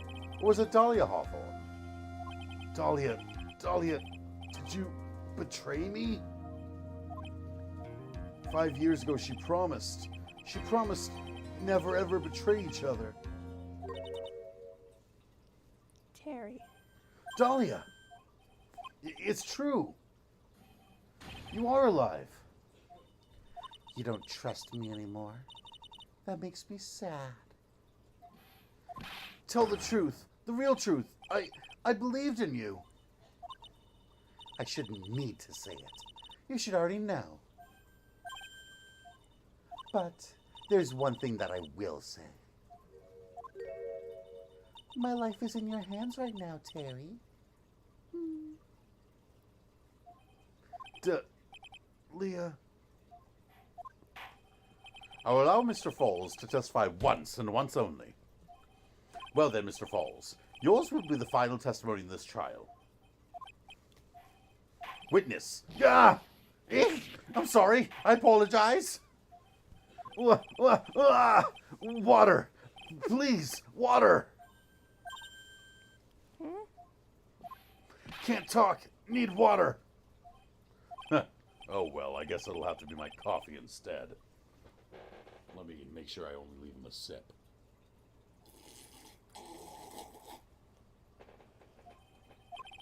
At least it'll match the way he's probably feeling right now. Darker and bitterer than hell itself. Wah! Who Terry Falls saw? That day, 4 p.m., I stopped the car. I was in front of Bridge. She wasn't there, so I waited on Bridge. I watched my car from Bridge. I never put no body in that car. Finally, one woman came. She stood in front of me. We talked, then she left. That was Valerie. Not my Dahlia. It's your fault. You're covering for her. Wait, Do you think she would do the same for you? do you think she would do the same for you? That's enough, Miss Fay. His last statement was a fitting way to end the final testimony of the trial. Well then, Miss Fay, please proceed with the cross-examination. Is this how you wanted to end, Mr. Falls? Another guilty verdict to go along with your death sentence? There's only one person who can stop it. You, kitten. I think. You think? I think.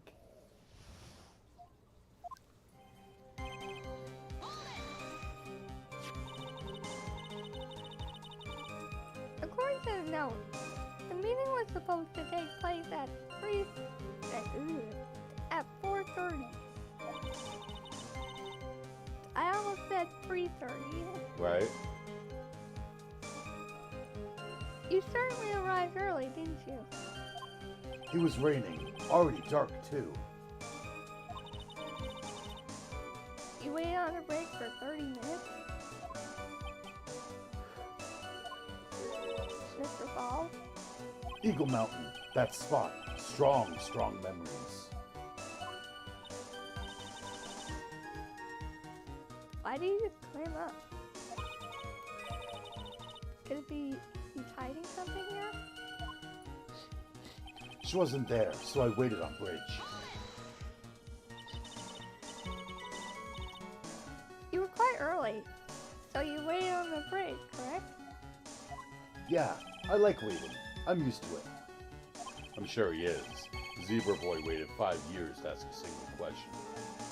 Find out why a woman betrayed him. To him, 30 minutes must have been like a blink of the eye.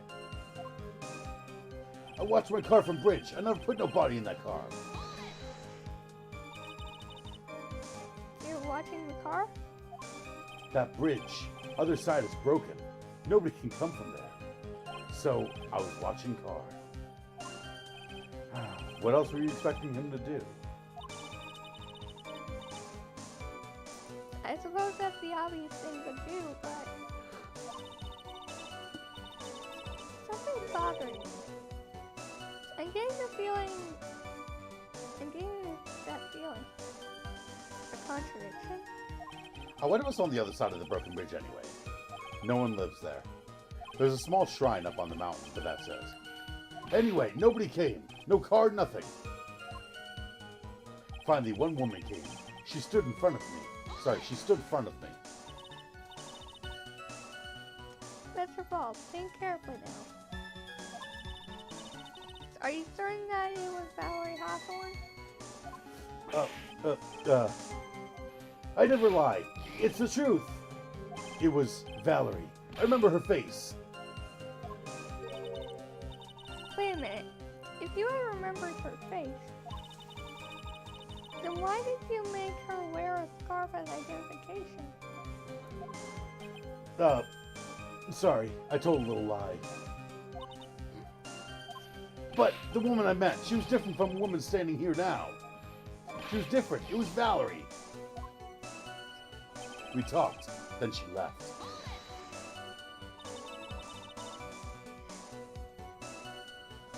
I'm like getting really tired. What did you talk to her about anyway? Well, I'm pretty sure we're getting close to the end, so. Mr. Falls, Valerie told the truth about the kidnapping 5 years ago. She said someone needed to take the blame for it. That was all I could think to do. She said that. So he literally took the fall. That's why she lied. Got me the death penalty. And were you satisfied with that answer, witness? Dahlia died. It was my fault. But I don't really remember. Maybe I did. Maybe I did push her in. It don't matter no more. Either way, my Dahlia, my sweet teen angel, dead. but you just saw that she isn't dead. After Valerie talked to me on the bridge, nothing left to live for. That was Valerie, not my Dahlia. How can you be so sure? It was raining at the time, and sunset that day was at 5 o'clock. That's a little too early. Till 5 p.m. Yeah. It would have already been pretty dark on that mountain at 4:30. Please, Mr. Ball, this is your last chance. You've already taken the ball once for something you didn't do. That woman, it wasn't Dahlia. Stop right there. What more needs to be said? Even if it means the death penalty. Even if it means taking the blame for murder. You'll still do whatever it is necessary to protect her. Won't you, Mr. Falls? I know it's obvious, but he's clearly lying. He's been cursed by Dahlia Hawthorne. He'll probably go to his grave still believing in her. Mr. Falls. Even if you can show he's lying, the poor guy will still be cursed. You'll still have to point out the contradiction anyway. That's the curse of being a defense lawyer, I guess.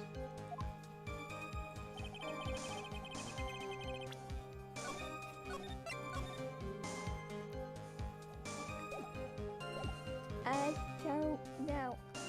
So, he was in front of the bridge.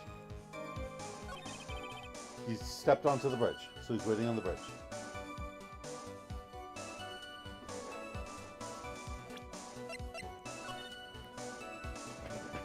So he gets here. He steps in front of the bridge and looks around. No one's there. So he walks onto the bridge to wait. So he's standing here.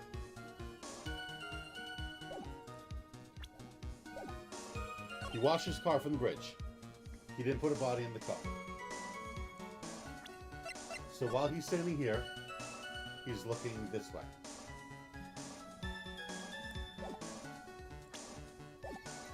Finally, a woman came. She stood in front of him. So if the woman came and he's standing here, where's the woman going to stand? Over here. Yeah. We talked, then she left. Not Dahlia.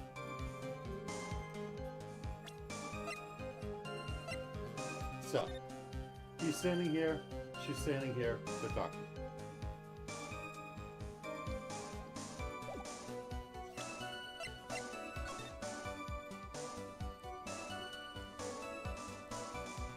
How did he get over there?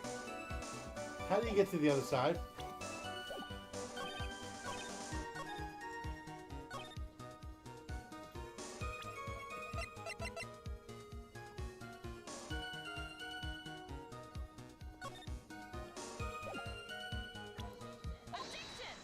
Hey, nailed it.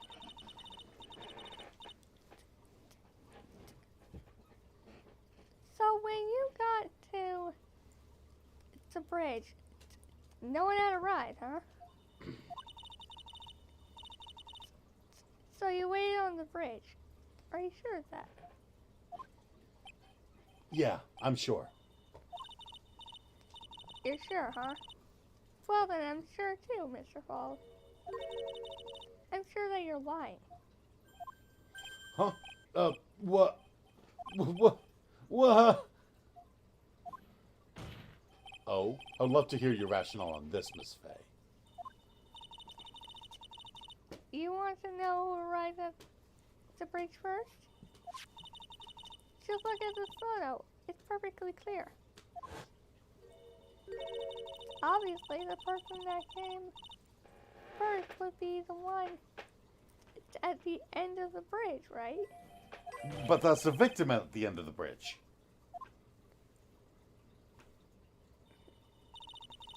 Precisely my point. In other words, Mr. Falls, you must have arrived at the bridge after she did.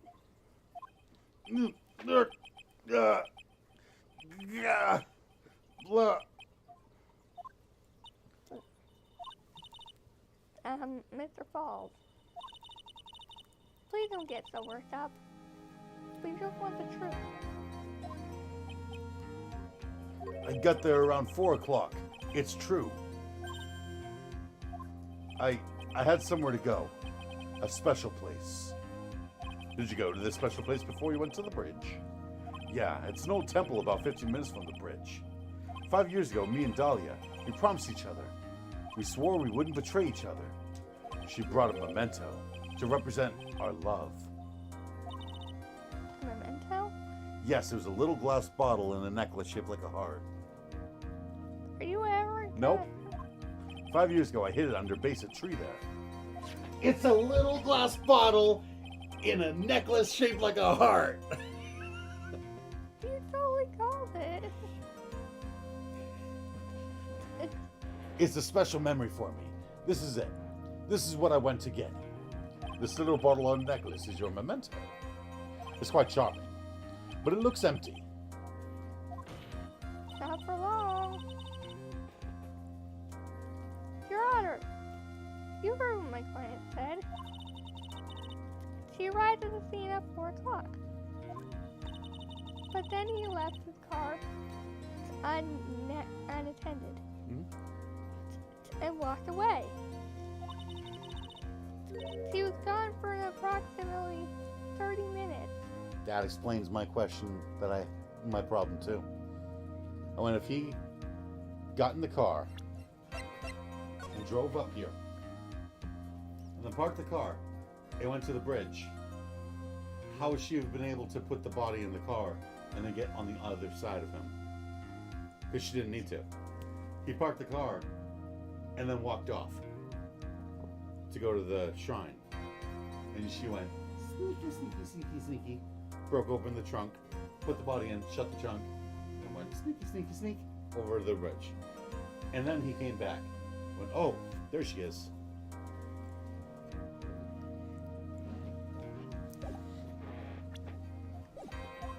Ugh.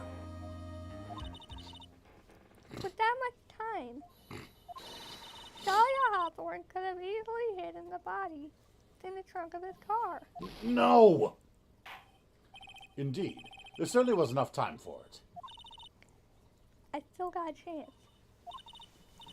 Mr. Fold, there's no mistaking it. Ugh. Huh, Mr. Fold? Sorry, I ate the necklace. Oh. You just spit out blood. What? That's enough. Please. Witness? I promised her 5 years ago. If it ever happens that we can't trust each other no more, then we're supposed to drink bottle. Ugh. He did. He just poisoned himself. No! Stop the trial! Your Honor, we need a recess. I was stupid. Couldn't keep promise. So I did it. I drank this. No, we're so close. Just a little more. I was going to prove your innocence. No, don't want that. Don't trust self. Maybe kill again. Kill sweet Dahlia again. Mr. Fold! Mr. Armando, thanks for the coffee.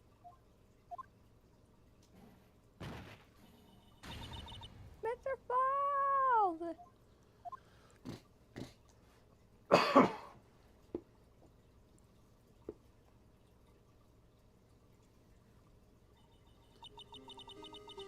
And so my first trial ended.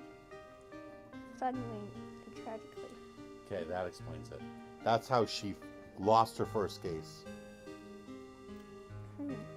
That's how she didn't step foot in a courtroom for a year. Because, I mean, she just watched a man kill himself. And that's how Dahlia managed to not get arrested for murder. Because they couldn't end the trial. They didn't have enough evidence to prove that she did it. And then he went and killed himself before they could get the evidence they needed.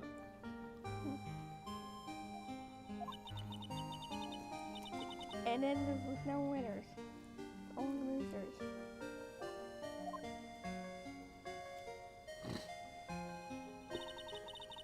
I ended up with a wound that got so deep into my soul. I thought it never healed.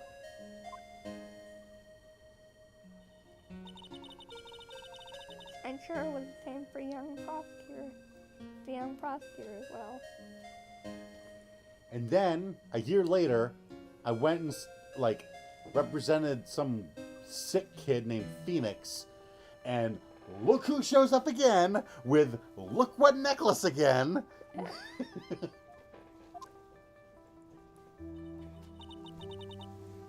one person,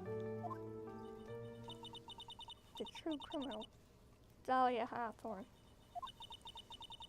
She left the courtroom with a secret smile on her demonically sweet face.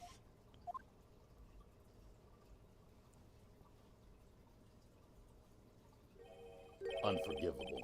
That witch. Mr. Armando, We were so close to the truth. He was right there in front of us. You were just a little too soft, kitten. my fault. It's all my fault that Mr. Folt killed himself. Don't cry, kitten. You're gonna make my coffee all salty. They knew it. They knew it. I wasn't cut out for this. Mia. This is the first time he's called us by our name. Don't you get it? You can't cry yet. Oh. The only time a lawyer can cry is when it's all over. What's with his hand? You didn't see what he did? He had the coffee mug in his hand, and he went, "You can't cry yet." Oh, he cut his hand. Okay. He crushed the cup, and the shards cut his hand. But he's like, "I'm putting on a brave face for you." Mr. Armando. No, Armando. Armando. Mondo. No matter how tough the case, no matter how bitter the memories. Because they say bitter, so I'm guessing it's Armando saying this. They always fade over time. Then you file them away and eventually forget them. But not me. I gotta get revenge on Phoenix Wright for some reason. Yeah, what? 1 year later, in this very same courthouse, I myself got wrapped up in that case.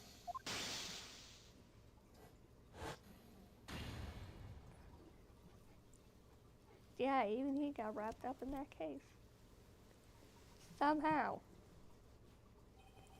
Only after that did Dahlia Hawthorne get put on trial for her crimes. Because we proved that she was the murderer that time. Which means that they again could go, okay, oh, hey, by the way, since we got you here. Yeah. About that, Mr. Falls and all that. The verdict that was ultimately handed down to her was...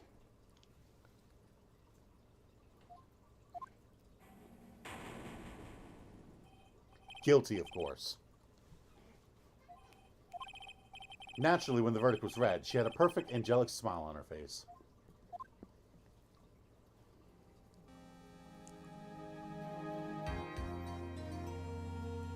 It was finally all over. At least, that's what I thought at the time. Oh God, she's gonna show up again? Please don't tell me she's gonna show up again. What I want to know is, why is Phoenix in a hospital bed? Is he? There's an IV next to him.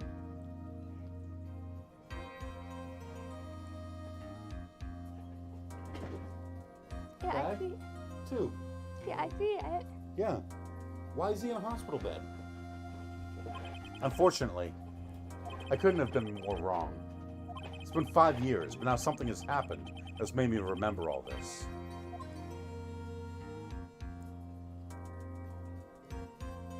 Episode 4, Turnabout Beginnings, the end. What? What?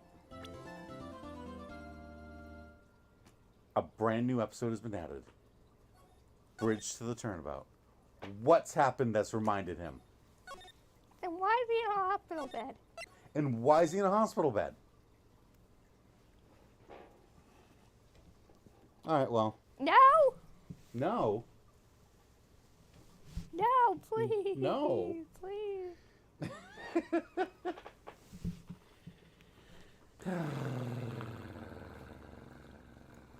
A little bit. What was that?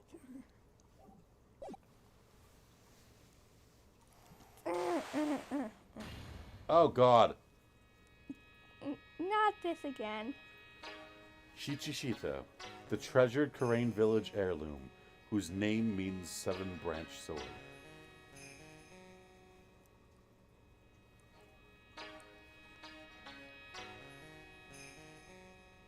It is said that the sacred sword represents life itself. Got one on it. Though the branches may appear to be infinite, the choice is limitless. It's all the cases up till now. Like our destinies, the sword comes to but one end. One merciless point. There's Dahlia. There's the bridge. And when the silver cord, the fragile thread that binds us to this world, is severed,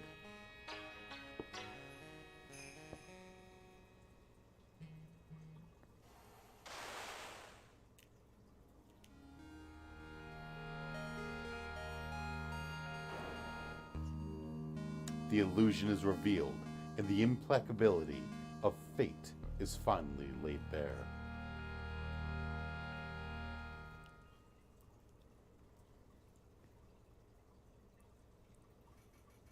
February 6th, 9:48 a.m.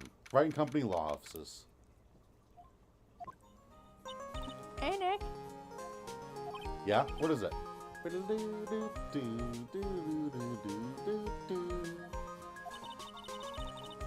You know how I got spiritual powers unlike you? Sure. You're a spirit medium after all. So just like you, if I don't use my powers and charms, they'll get dull. They get dull, right? I guess so, yeah. Glad you agree. Okay, Pearly, you're up. Pearls. So, that's why we need to go on a special spiritual hotspot tour, Mr. Nick. Huh? I'm lost. What's this magazine you're shoving in my face? It's the New Year's issue of... Okay. Oh, cult. What does that even mean? Finish the line. Winter Spiritual Vocation Special. So it's going, oh, cult. Because a cult is like a small group that believes in something like a religious kind of thing. Oh. But it's also a play on occult, which is like the dark magics and summoning the dead and, you know, demons and spirits and all that. Okay, I get It's all the occult. I get the idea. So it's occult. Oh, Pearls look so happy.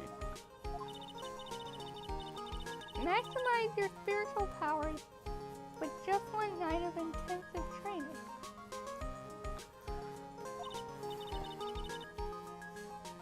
Oh, it sounds too good to be true. Maybe it is. I'll say. Sounds more like a scam to me. It's not a spiritual retreat called Hazakura Temple. Mm-hmm. Azakura. It's way up in the mountains, and I bet it's nice and cold. Just perfect for training. No, I definitely don't want to go.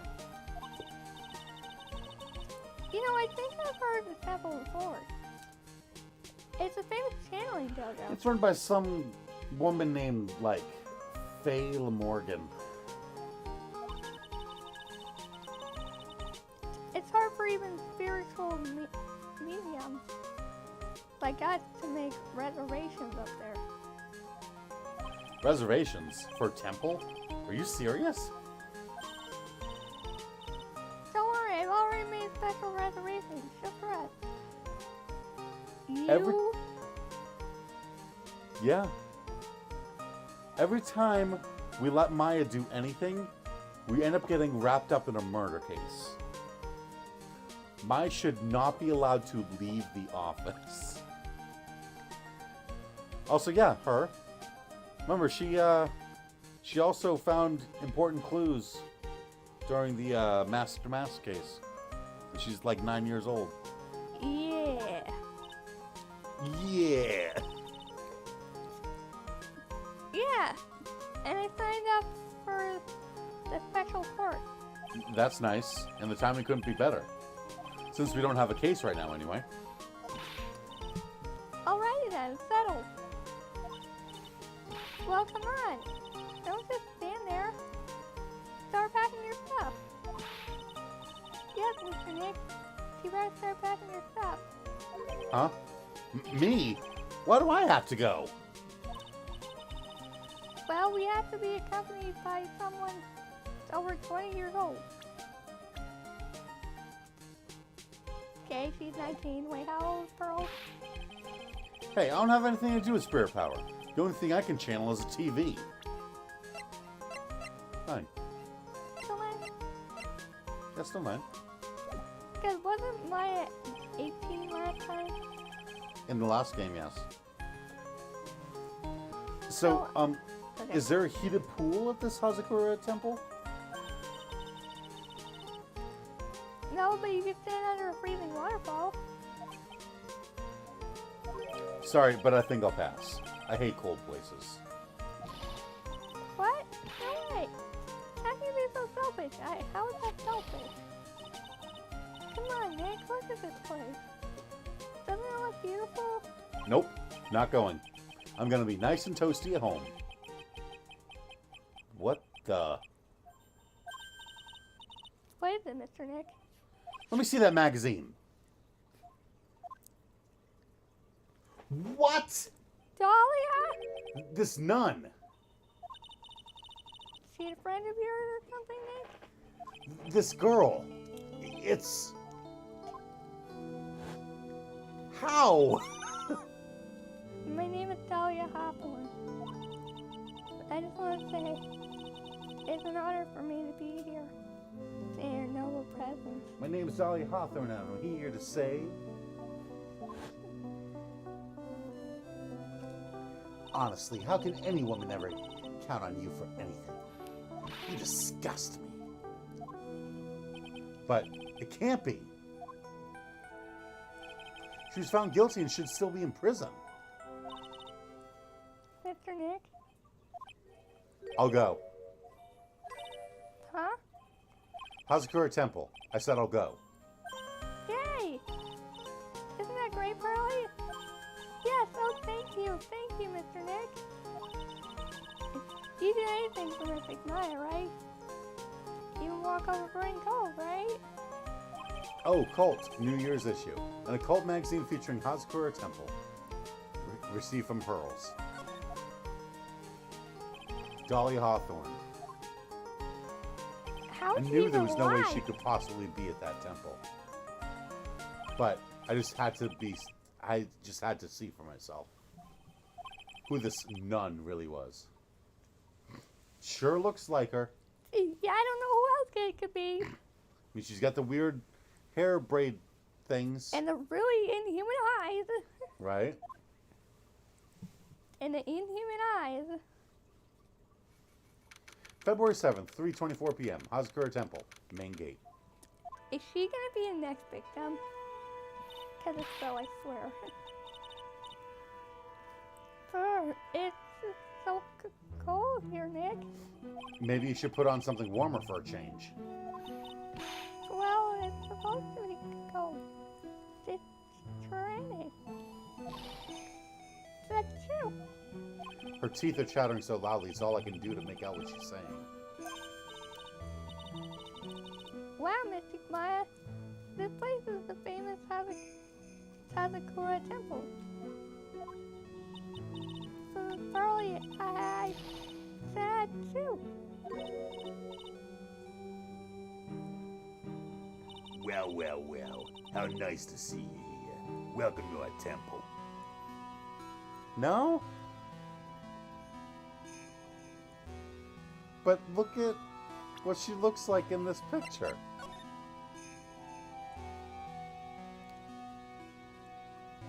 She'd totally be like, Yeah.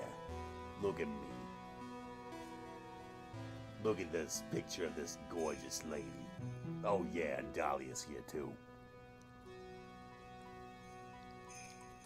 Why not? I work for Huey Halloween. Remember vaguely. the girl?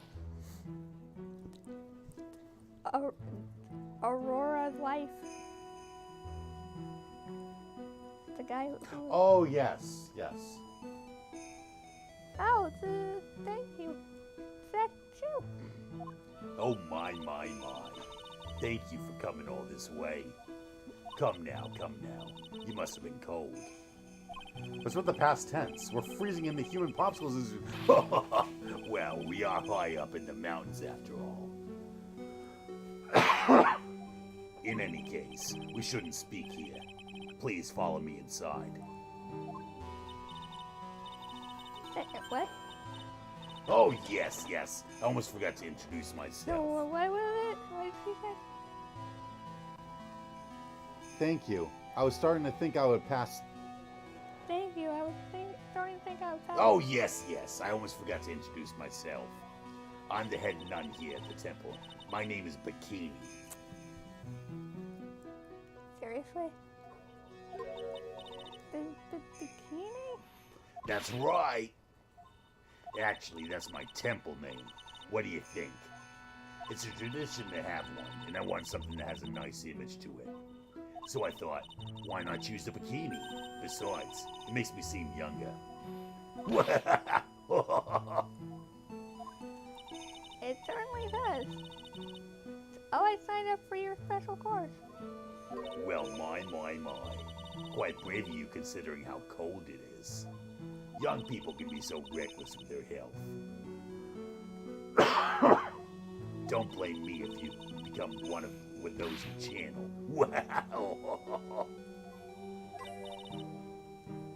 Reckless? Wahaha. Maybe you should take it easy tonight, Mr. Tomorrow. We can come back another day. What? But you went through all that trouble to get me reservations for me. But you went through all that trouble to get to all that. I can't even say it now. Reservations for me. Reservations. Yes, that's right. You've come all this way, so please enjoy yourselves. There's still time before supper, so why don't you have a look around? Okay. So what's a channeling dojo anyway? Oh my. You don't even know that? Forgive him, sister. Well. Just call me Bikini and forget that sister part. But She's talking over everyone. I'm not pushing the button. I know. Every well, time Maya tries to talk, she just talks right over her. It's about time, really. Maya talks too much. A channeling dojo is basically a spiritual power training ground. We have special holy items prepared here to help people boost their spiritual power. Holy items? If you train an entire evening surrounded by these items, it's quite mysterious. The spiritual power of these items seems to envelop you. Wow, she must have just gotten off the trolley from the land of make-believe. So, what? You must be incredibly devoted and interested in that at such a young age. I promise you I'm not hitting the button any of these times. Maya is just not allowed to say anything. Around this window. It's a training session where you sit on a block of spirit ice and chant a spell 30,000 times, all while being showered in freezing cold spirit water. Eh? It's February now, right? You have to be careful this time of the year. If you don't watch it, you'll catch pneumonia or even die of hypothermia. So be careful, you hear? I do not like this one. How am I supposed to be careful? Oh no. I knew I shouldn't have signed Mystic Maya up for this. Sister, about this picture. Well, look at that. I must say it looked rather divine here, don't you think? I told you she would. Yeah, unforgettable in every way. You mean it? Oh, I knew it. The makeup was pretty tough, but Iris helped me out. Iris? The cute little girl in the photo. She looks just like me, doesn't she? She's taller. But other than that, we look identical. We're like twins.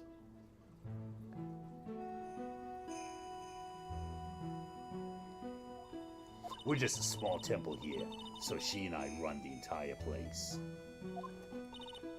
Really? What kind of... Sorry to cut in, but this Iris, where is she right now? Now Phoenix is interrupting her. He's like, "Oh, I'm allowed to talk over Maya? Oh my god, I never thought of that before." Oh, just listen to you. You haven't come all the way up here just to find a girlfriend, have you? No. Pearl's like, "You already have one." No. That's not what I had in mind at all. Anyway, Iris is in the inner temple preparing for this evening. Inner temple? Yes, that's right. Iris will be back this evening. Why don't you go have a look at the main hall for now? So she's in the inner temple, huh?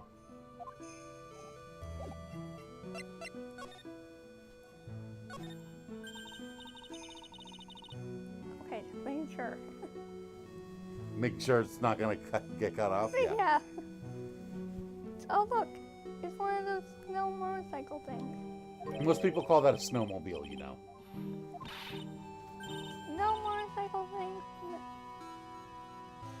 Snow blow mule thing.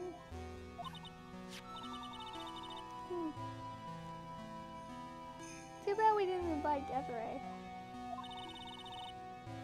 I bet she could race like the wind on this snow mobile. No. On the slow mobile. Or maybe she give me a ride on this blow snow bike. Ugh, I told you, it's snowmobile. Snow blow meal, snow blow snow mile. She can't even talk.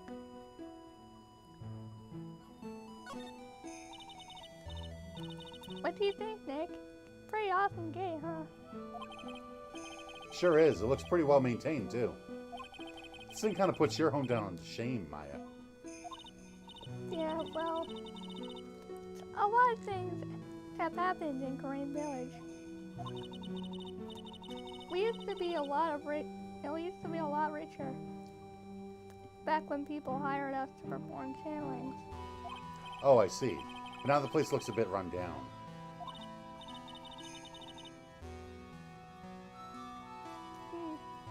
I guess I was just born in the wrong time.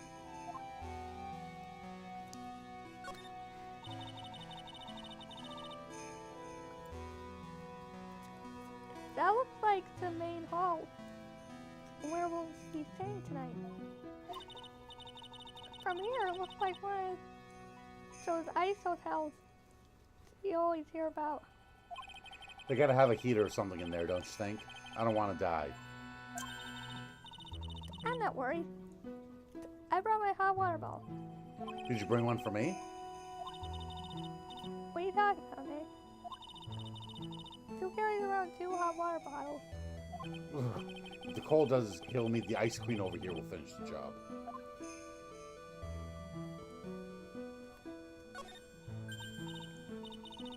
Oh look! It's a cute little bell tower. I absolutely love the sound of a giant bell. Oh? So, which do you like better? That or the sound of money?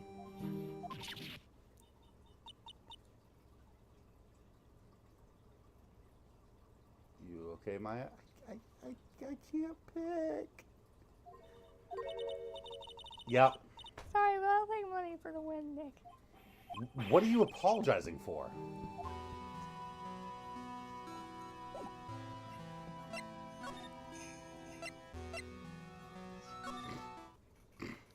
February 7th, Hazakura Temple, Main Hall. What is that? Oh, the Magatama. The main hall. They think it's even colder in here. Is that shit? Is that Mr. Nick? Do you smell that? Smells like meat and gravy. Yeah, you're right. I guess it's a pot roast for tonight. Yum. Weird. Thought they would serve something a little more, well, traditional. What are you talking about, Nick? You think monks and nuns just sit around eating rice and gruel all the time? I think I'm right. Ooh, I hope there's mashed potatoes too. I love mashed potatoes. I think that's me. Okay. Actually, you know what? On 3. What a Thank cute you, little acolyte. Okay, it is me. I don't know what I'm supposed to be.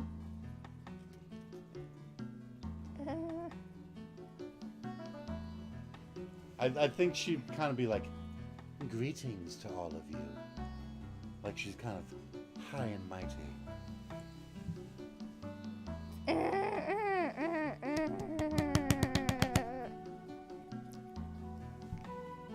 Greetings to all of you.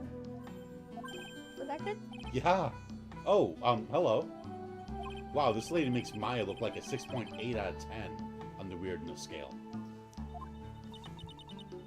Your outfit. Did you come here for a special course too? Unfortunately, no. Actually, I'm... Ah! See, you're... My mommy, Morgan, you're back.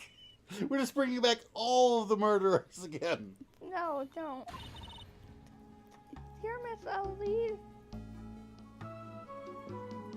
How does one say that? Donim. Jonan? Donim. Donham. You're Miss Elise Donham. Yes, that's right. You know me? My name is Pearl Faye. I'm your biggest fan. So is she, eh? I see it now. Zavari, a fortune teller? I've got all your books, Miss Dunham.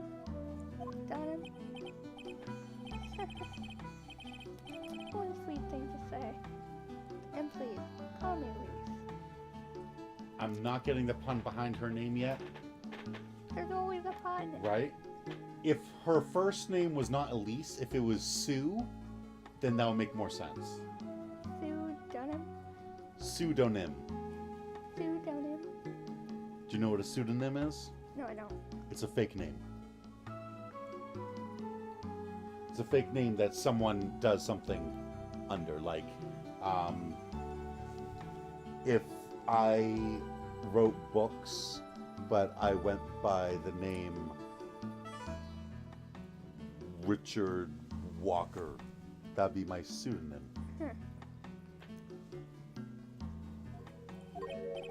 Books? Mr. Nate, don't you know anything? Don't you even know who this is? well,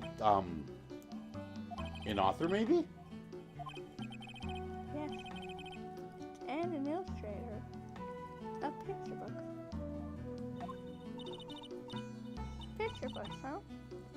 Oh, now I get it. You illustrate. Elise. Illus.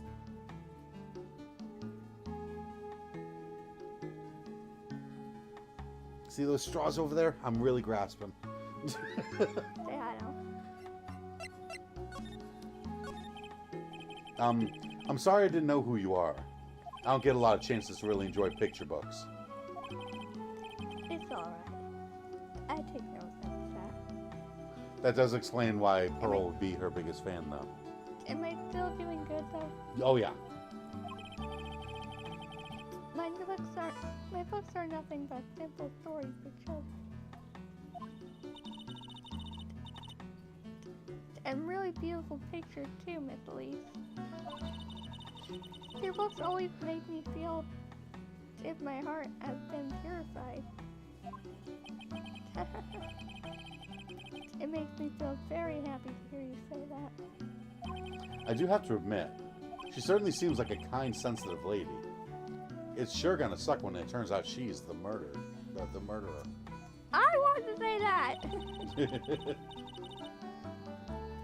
Miss Elise won an award last year for her book, The Magic Bottle. Yes, a friend of mine secretly submitted a story I had written to a publisher. It was about a necklace in the shape of a heart. It was about a glass bottle and a necklace shaped like a heart.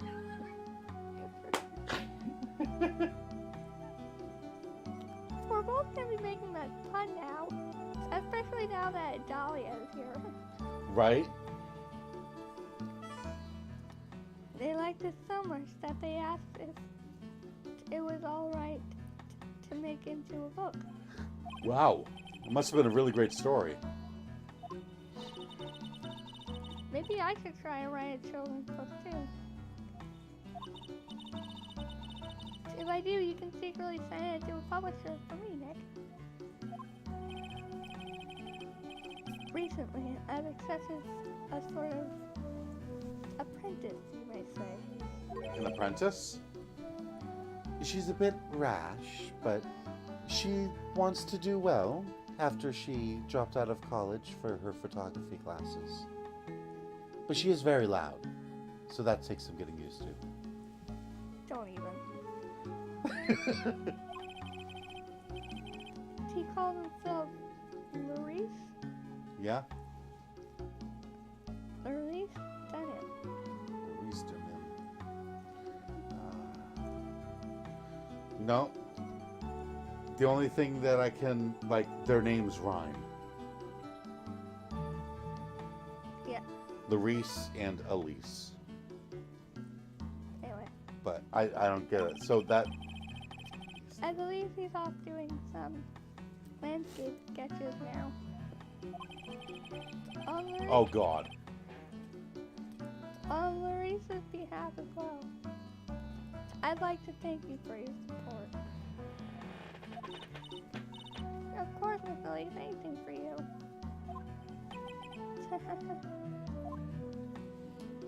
I know who Larice is. Who? You'll see.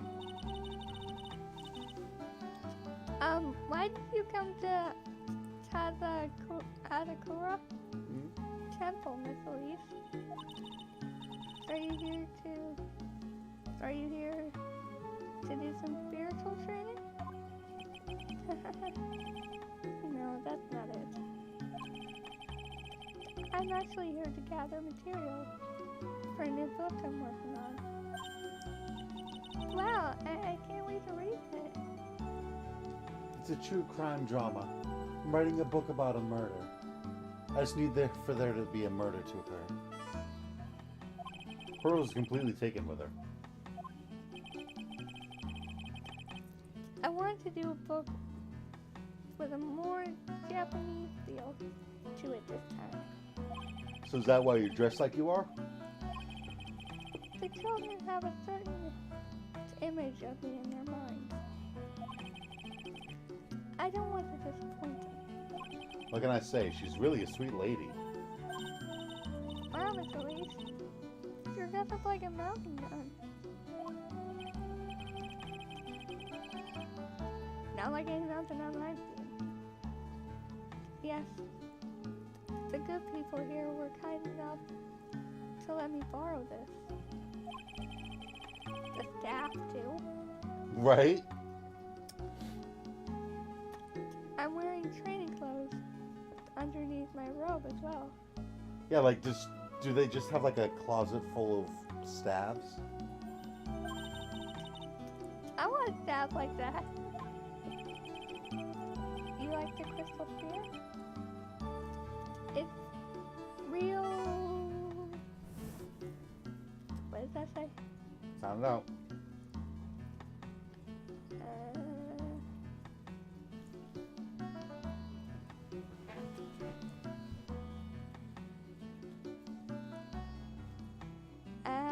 No. That's a word.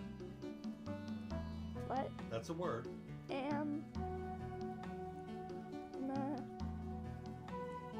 This?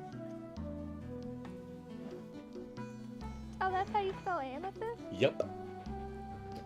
Oh, I've never seen the word amethyst before. You know. So, maybe we'll find one like that up here on this mountain. Good luck, Dick. I know you'll find me one. Well, you have to excuse me now. I have to go help with dinner preparation. Wow, you mean you're cooking dinner tonight? That's right. Would you like to help me too, Pearl? Yes. I want to help you with whatever I can. Pearl looks like she's just won the lottery. Oh, I'll help too then. No, it's fine. Please don't worry about it. Feel free to relax and explore the area with your friends. Huh? But... Oh yes. Please take this. I think it will be of help to you. A map? Yep. It's a map. It's a map of the area. We won't want you to get lost now, will we? The inner temple. There it is, on the other side of the bridge. Well, if you insist, I guess we'll take this chance to go check out the other temple.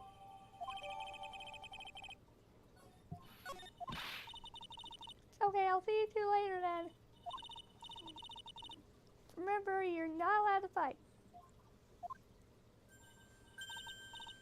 Come on, Nick, let's go. At least we'll stay warm. See if we keep moving. Got a point. It's an altar. Looks a bit old, but someone does take a good job taking care of it. Speaking of altars, I remember seeing one like this in Karain Village last year. I guess they really do have something to do with spiritual power after all. There's straw zabuton cushions arranged around a hibachi brazier. I haven't seen a layout like this since I saw this really old Japanese movie on TV. If it wasn't for this hibachi, they'd probably freeze to death. What's a hibachi? A fireplace. Hmm? It's like an open fireplace. I bet the writing on these sliding doors are instructions for spirit channeling. Kind of like how we scribbled math formulas on the bathroom walls to remember them. Except we couldn't go to the bathroom during tests. And I can't read these walls.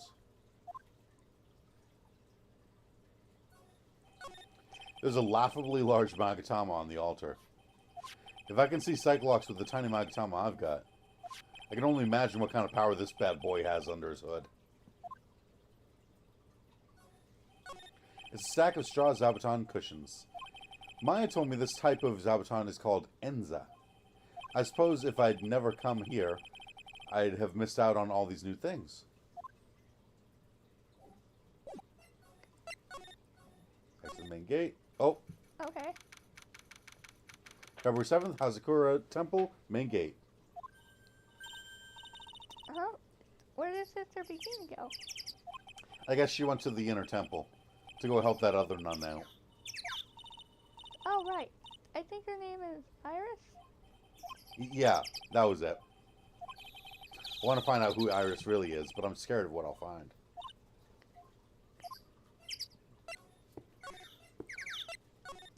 To the inner temple. February 7th, Suspension Bridge. Wow, what is this broken down old bridge, Nick? Do I Yeah, have to? and look at that big canyon below us.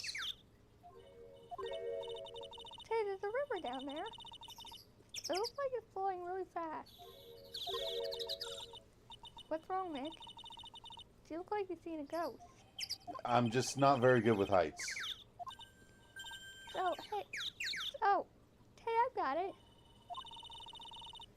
Maybe you should face your fear and try hurling yourself off the top the edge. You know, 1, 2, 3, jump. It might be just what you need to get over your fear of heights. What is going on here? I think it might be just like work. Yeah, death is a really good way to overcome phobias, alright. Anyway, it sure looks like a rickety bridge. Can't argue there. That's probably why it's called... Are you serious? That's what I said. What is going on here? Are you serious? Read it again, Maya. It says Dusky Bridge. Well, it's practically the same thing. Anyway, the inner temple is just up ahead, right? So let's go and check it out. Ugh. Why isn't there another way across? I guess they fixed the bridge.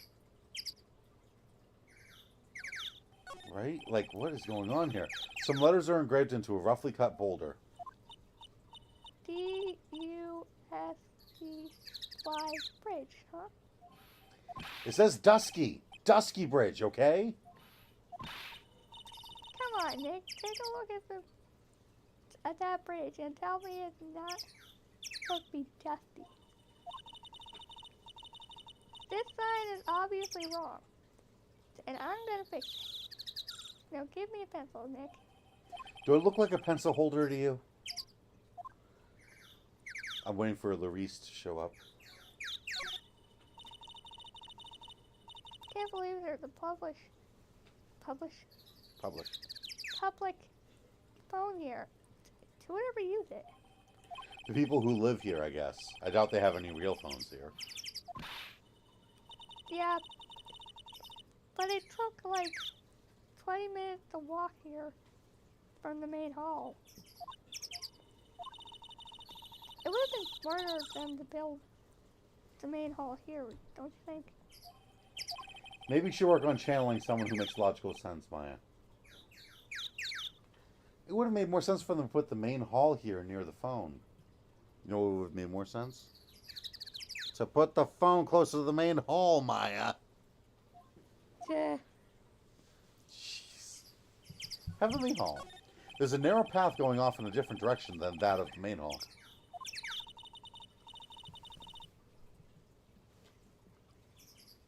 The sign here is so old. The text seems to have vanished. The path leads to a wooden staircase that goes down to the bottom of the canyon. Okay, alright, one staircase on its head. Do you really think that is necessary? You'd have to be blind not to see the stairs. Okay, alright. Just pass me a pencil, okay? Graffiti is a crime, Maya.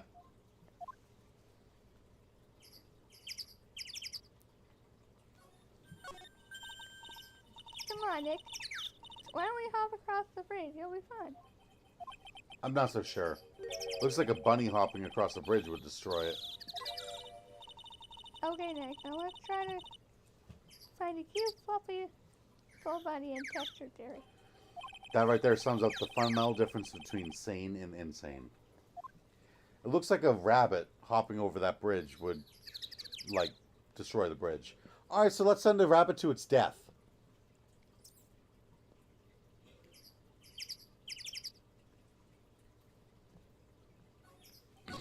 It looks like it's about 20 yards to that cliff over there. I guess that's where I'll be training tonight. Do you want to train with me, Nick? And do the special course? I think not. It'd be so great if you had spiritual powers too. Really? I see dead people sounds more like a cause for alarm to me.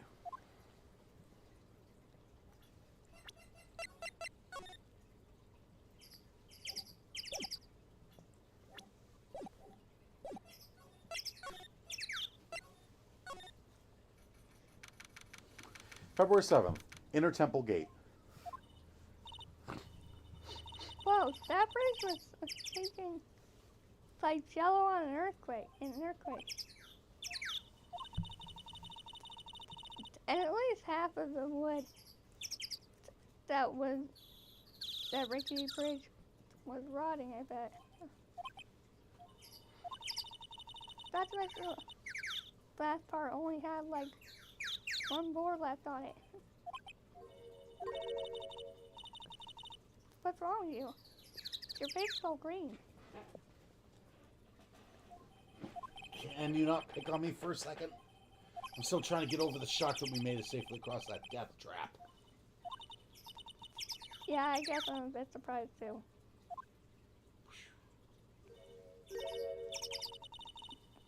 Yikes, that temple is in bad shape.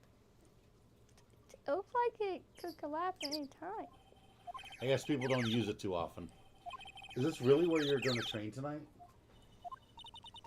That has to be it. It's kind of creepy around here. Like a ghost might jump out at you or something. A spirit medium afraid of ghosts? Isn't it ironic? Don't you think?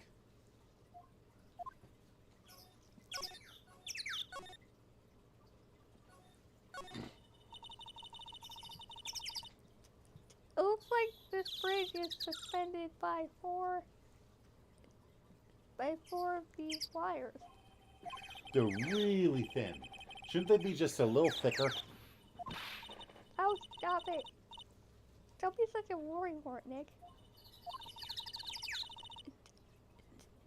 If the bridge were really going to collapse, I'm pretty sure the boards would break before these wires ever did. What's wrong? You're turning into an overripe avocado again. Just really bad at this. Who, Maya? Yeah. Oh wow! Look at these neat Buddha statues. Maybe I'll take one home. Maya. But there's so many. They wouldn't notice if I just took one. Are you kidding? Of course they'll notice. What are you gonna do with one of those anyway? But in the office, of course. We can trade that wooden statue in the office reception area for one of those.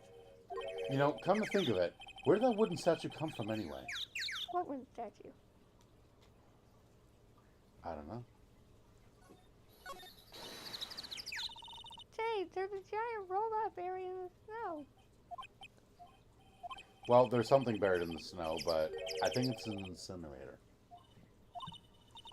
So, but you gotta admit, it looks a lot like a robot. Sure. Anyway, I don't think it gets used much. It's looking pretty rusty. Hey Nick, do you think this giant robo-incinerator can walk? I told you, it's not a robot. It's not especially big either. You have no imagination. I thought it'd be really neat if you had to beat up to the dance. A fight between a lawyer and an overgrown furnace? Who'd ever pay to see that?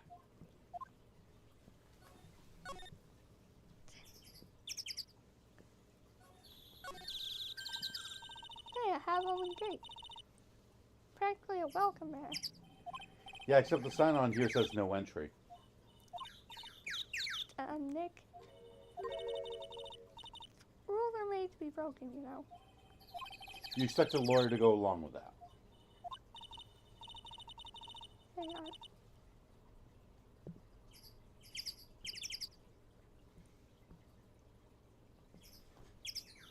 Dang it. There was a sneeze and it didn't come. Oh, come on. You're such an old lady sometimes. Let's just go in. Don't blame it on me when Sister Bikini puts a curse on you. They got me scared. So, let's just forget about it, okay?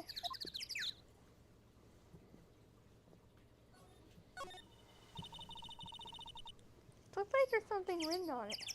I can't read it, but if I had to take a good guess, I'd say it says Inner Temple. What's the point of a sign if you can't read it? Must be tough for the mailman when he's delivering here. I guess the sign is a good indication of how long this place has been here.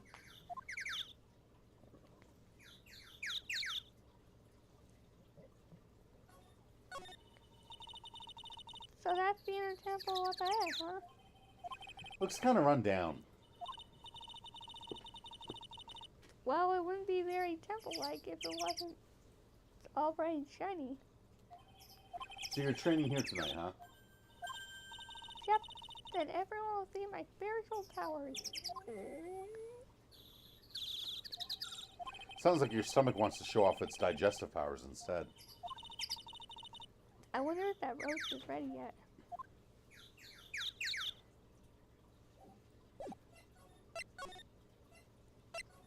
In we go. February 7th, Inner Temple, Training Hall. This place looks like a shed. Man, look at this place. It's just a tiny freezing cold room. So this is where you'll both be training, huh? Huh? What do you mean by both? I'm the only one. Really? But I thought... Probably just a little kid. She couldn't handle this kind of intense training. So says the girl who I can barely hear over her teeth chattering. Anyway, the real training room must be behind that door over there. Yep. Definitely getting the feeling it's back there.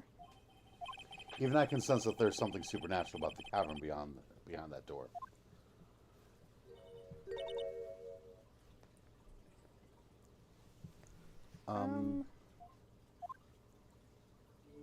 It's her. Excuse me, but who are you? Ah! You're... Hi there. So we're just looking around since we're going to be staying here for the night.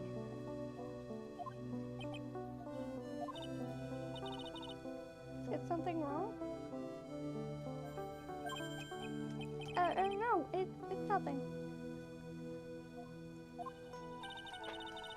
I wonder why she's spaced out like that, don't you, Nick? Not really. Right. Did you say something, Maya? I do too, Nick. My name is Iris. I'm one of the nuns here at the temple. I'm Maya Fey. It's a pleasure to meet you. It's a pleasure is mine. Oh, please excuse me. I have some chores to attend to. Slam. She sure is beautiful. And a bit spacey, I guess. I guess she's just not used to talking with urban sophisticators? Sophisticates. Sophisticates like us.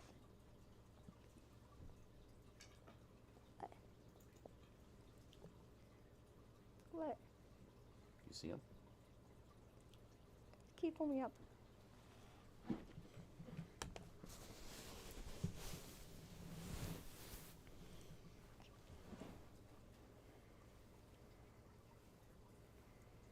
Now I see him. Do you see what he's playing with? No. You got your stick, your magic wand. Oh no! My butt. You stand up. Come on. I can move your butt without standing up. I know. got long arms. That's not good. I don't want him to mess it up. I don't want him to break it.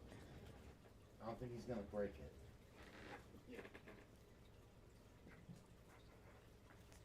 He wouldn't even let it go. He was just chewing on the end. Oh, it's not good for him to be chewing on wood. Nick? That girl. It can't be, but...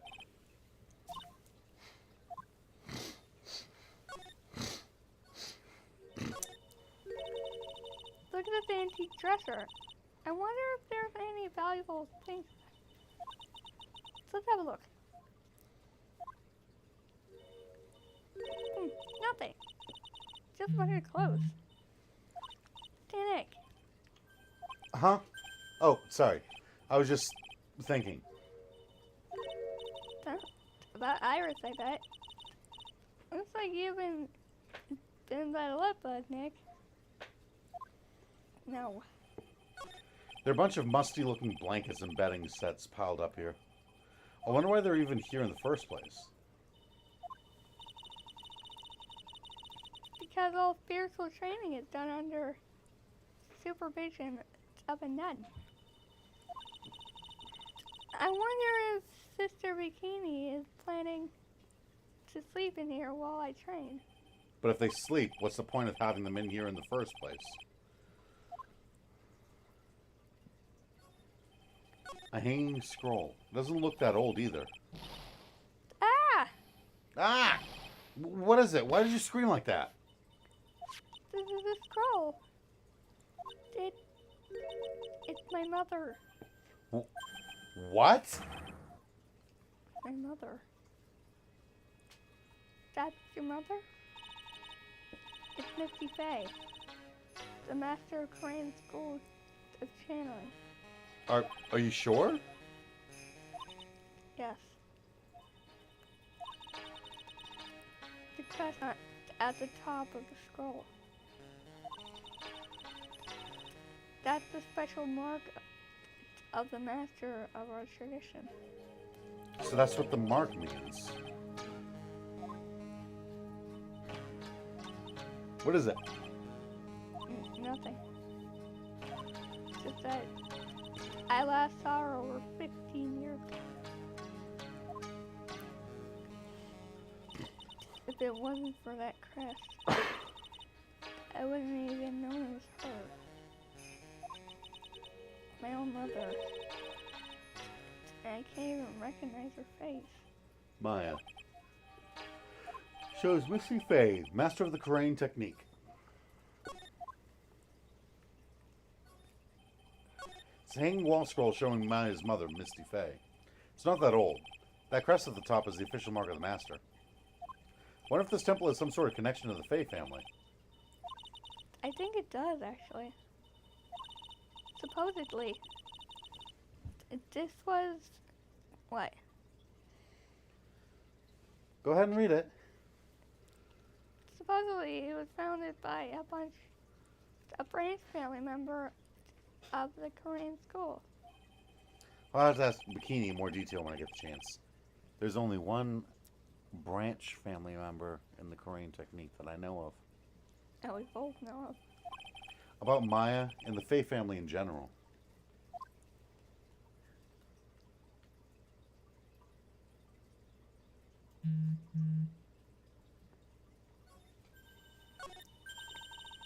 The actual training area must be on the other side of this door. I wonder what it's like. Locked.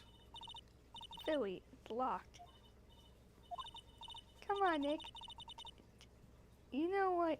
You know you want to open it up for me. I can't. You've been kind of in a bad mood lately, haven't you, Nick? Sorry, I know who it is. IRSS. No, wait, what? IRIS.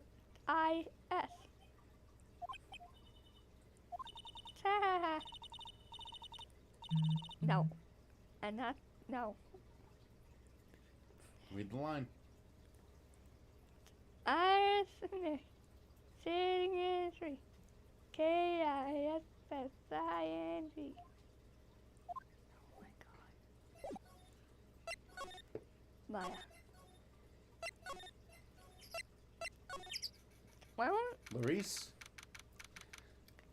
Why won't he tell her about Dahlia?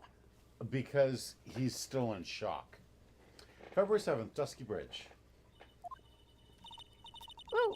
We managed to make it across Dusty Bridge. Nick, you look great. Are you feeling alright? Hey, what's wrong with you? Ever since we met Sister Iris at the training hall, you've been really quiet. Huh? Oh, sorry.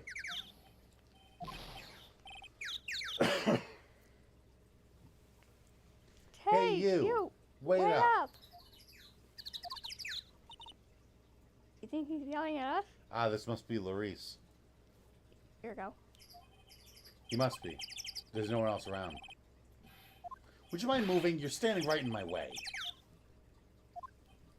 Hey, Larice. Ah! What? Hey, I know you. You're...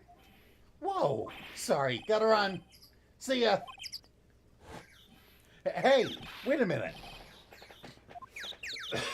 Oh, nice to meet you. I'm Larice Donim. Liar, you're Larry. Your clothes may change, but you're still the butts. Shut up. I'm Larice. And I'm just here to do a sketch of Dusky Bridge. So, it is really our Larry. and I get why he's here pretending to be someone else. It's the song! I love how as soon as you finish the line, it happened and you just kind of grinned and went, oh no. So, maybe the pun is supposed to be, do-nim? Because do means two, and nim would be, you know, name. And he's got a fake name, so it's his second name.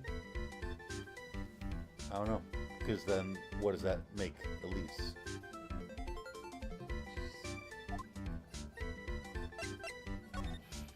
So what are you doing with the last name Donim? Well, I want to start over again with a clean slate. Clean slate. This song, I swear. Remember, don't you, last time? The mask cakes. After that, I started to realize I didn't like this guy known as Larry Butts. And that's when I came across it. The Book of Destiny. The Book of Destiny? Do you mean... Oh my god. The Magic Bottle by Miss Elise Stoneham. So beautiful. So moving. So gentle. My heart felt cleansed. I was saved. Maybe I should buy a copy of the Magic Bottle.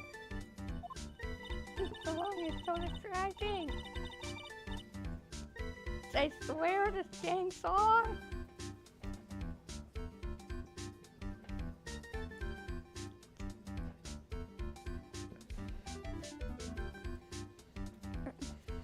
Well, Larry. Well, Larry would make a great book salesman. I really want to get that book now, too. She's the most wonderful person I've ever met. I follow her anywhere. I knew it. He's got a crush on Elise. Well, she certainly is a very elegant lady. You see? Here's a photo I took of her in secret. Then why is she looking straight at you? Wow, that's a beautiful photo. You want a copy, don't you? It's okay. I just happen to have made extra prints.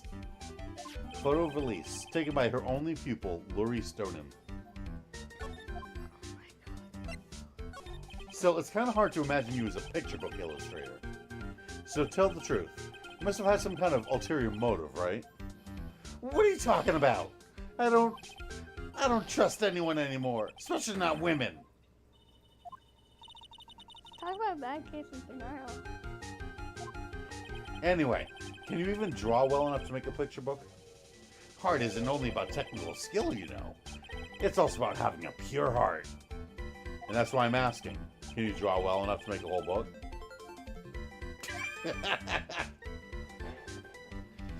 He's like, can you actually do art and make a picture book? And he goes, psh, you don't have to only be skilled, you also have to be pure of heart. Yeah, that's why I asked, can you do it? Because you ain't skilled, and the pure of heart? No. Now that you mention it, I wonder. It looks like you still got some down in your heart. It's true, I do. But when I first saw her, I felt it. Something inside me ended, and something else began. Oh, Larry, it sounds like you've fallen in love with Miss Elise Denham. No, you're wrong. It's not her, it's the other girl. Oh, God. Other girl. Uh-oh. I got a bad feeling about this. Show profile. It's Bikini that he's got a crush on. No. Hardy, motherly head nun of Hazakura Temple, a channeling dojo deep in the mountains. Kind-eyed author and illustrator of picture books. Pearls is a huge fan of hers. A nun at Hazakura Temple. She reminds me so much of her. Better known as Larry Butts. Currently in training as Elise Stoneham's pupil. Oh yeah, her! My little Iris! She's really pretty. This girl, she's perfect. She's exactly my type. I wonder if she would model for me. I want to draw a portrait of her. Yeah, you always liked those model types, didn't you, Larry? Yeah, he did. Hey, wait a sec. Didn't you say you were serving up women? Huh? Yeah, that's right. Of course I have. I have, basically, but I was just different. I feel like I still have one chance left at the dream. This guy will never change. Everyone! Hey, Pearly. Exam preparations are complete. Please come quickly to the main hall. Alright, I can't wait to dig in, Pearly. I'm going to go to the inner temple and call Sister Iris. I also want to have a look at where Mystic Maya is going to be training. Sure, let's just let you walk over that bridge by yourself. That's a good idea. February 7th, 7:46 p.m. Hazakura Temple, Main Hall. How much you want to bet that the murder is going to happen somewhere around here? Right? I'm waiting Somewhere for it. around No, there. it's probably going to be in the inner temple. Yeah, but I'm just saying it's probably going to happen somewhere around now. Right? Boy, am I stuffed. Are you sure it's all right to eat that much before your training? Is it? Well, this kind of training is a battle of endurance. Mystic Maya, please don't do anything that might put your health at risk. No pain, no gain, I guess. I'm still worried about you. Well. Let's not dilly-dally, shilly-shally. You must get ready for tonight. Good luck, Maya. Alright, here I go. I'll see you all tomorrow, I guess. Iris, please ring the bell at 10 o'clock for lights out, alright? Yes, Sister Bikini. And then, after you ring the bell, I want you to come join us at the training hall. I understand, Sister Bikini. Maya and Bikini really seem excited about this training thing tonight.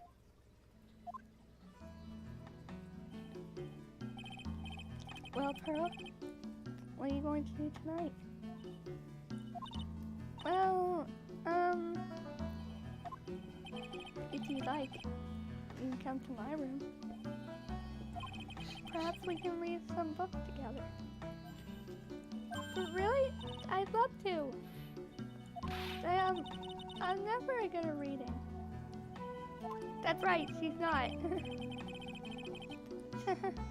Well then, would you like to practice reading with me?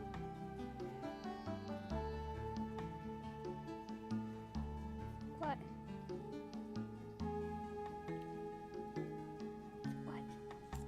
I have a theory. What theory? Ah, I'd love to. Larice Donim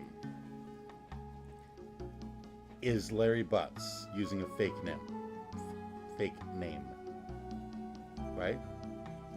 Meaning that Elise Donim is, chances are, using a fake name too.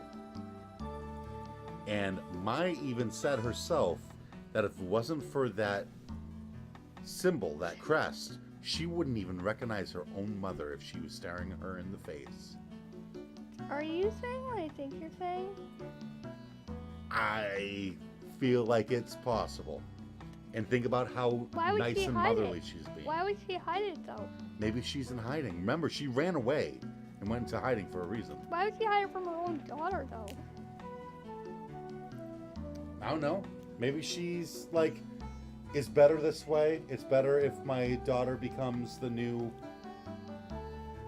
channeling master. So I don't want to get in the way of that and like throw a wrench into the works. Maybe. Pearls is absolutely smitten with Miss Donham. So, Larry, what are you going to do? What are you going to do? Huh? Me? Well, I'm just gonna hang out in my room. I can't stand the cold at all. Totally hear you there. Miss Elise? So, for example, how do you read this? It says bravely. That's kind of a tough word. Okay. And what about this word? That's just the letter A. That one isn't tough. That's another tough one. It says roast. What kind of a book is she reading anyway? Well, I'm going to go wash the dishes and help clean up. I'll go visit you when I'm done, Miss Elise. Well, not much to do except head in my room and huddle under the covers, I guess. And then in the morning, there will be a dead body. February 7th, 9:12 p.m., Hazakura Temple, main hall. Ugh, it's a whole different type of cold up here in the mountains. Ugh, why couldn't the nearest bathroom be just a little close to my room? Pretty sure that's Iris. Mr. Wright? Yeah! Oh, no. Mr. Wright? Oh, Miss Donham, are you going to use the bathroom too? No, but have you seen Pearl? No, not since after dinner. Thought she said she was going to go to your room. I know, but she never showed up. I'm going to go look for her. Excuse me. Miss Elise Donham, a woman as mysterious in origin as her last name. But the really mysterious one is... Oh, Sister Iris. good evening. The really mysterious one is this girl. Are you on the way to the bathroom too, Mr. Wright? Can't let this chance pass me by. I should try to talk with her and maybe get some answers. And she's gone. Her hair is different. Her hair's a different color. Yeah, why is her hair a different color? Maybe she's not actually Dahlia. Or maybe her hair was just dyed red. Your sister Iris, right?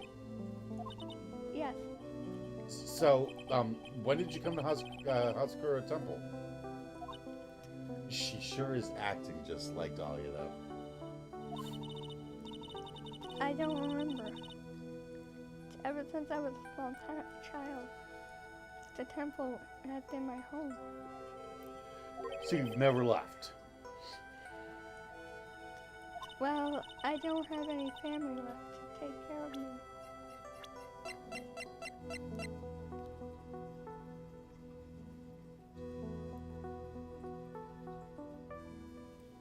Yeah, lines up. But She was 19 in the Terry Falls case. she's 25 now. Yep. And it was, what, 6 years ago that Mia had her first case? About 6 years ago now. Yeah. And what's 19 plus 6? 29. Mmm. Sister Bikini. I've come to think of her as my real mother, as if it were. Ah, I see. But didn't you go to college? And maybe enroll in the Ivy University Literature Department? No, I never had an interest in going to a big university like that. My training is all the education I need. I see. But once in a while, when I get a chance, I make a trip nearby town. To a nearby town. I can use a computer and a cell phone too. That's not exactly something worth bragging about. But I don't see any psych logs. So I guess that means she's not lying. But please don't stare at me like that. What kind of a place is this anyway? I heard it's for training to increase your spiritual power or something like that. It must seem awfully crazy to normal people like you. Well, I have to admit it is a whole different world up here. I'm glad to hear you say that. Huh? Talking with the dead people. Two doesn't help anyway. I hate it. Really? So then why stay in a place like this? Ah, Is something wrong? I didn't realize it was so late. I have to go and ring the bell for lights out. I guess it's almost 10 o'clock now, huh? Mr. Wright, Yes? if it's alright with you, I would like you to have this. But this is your hood. It has the power to protect you from evil spirits. Come to think of it, Sister Bikini was wearing one of these too. I pray for your safety on this dark, cold night. Iris's hood, a magical hood said to offer protection from evil spirits. I'm sorry, but I must bid you good night. Wait a minute, Sister Iris. Yes? Just now, you called me by my name. You said Mr. Wright. How did you know my name? I never introduced myself to you. That's... Sister Iris, please tell me the truth. You and I, have we ever met before? There they are. There it is. Wow. Okay. Iris. Oh, it's almost 10 o'clock. Perhaps we can speak again tomorrow.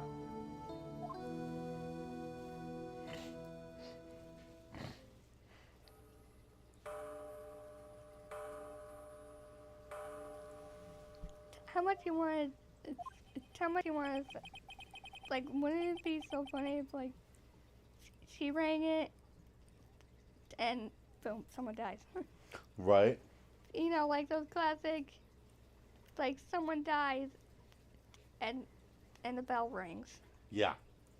So my hunch was correct. She does know me. I'll have to try to talk with her again tomorrow.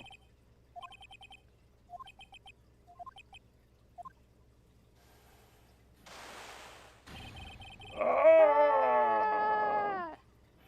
What the? The blood-curdling scream came from the courtyard.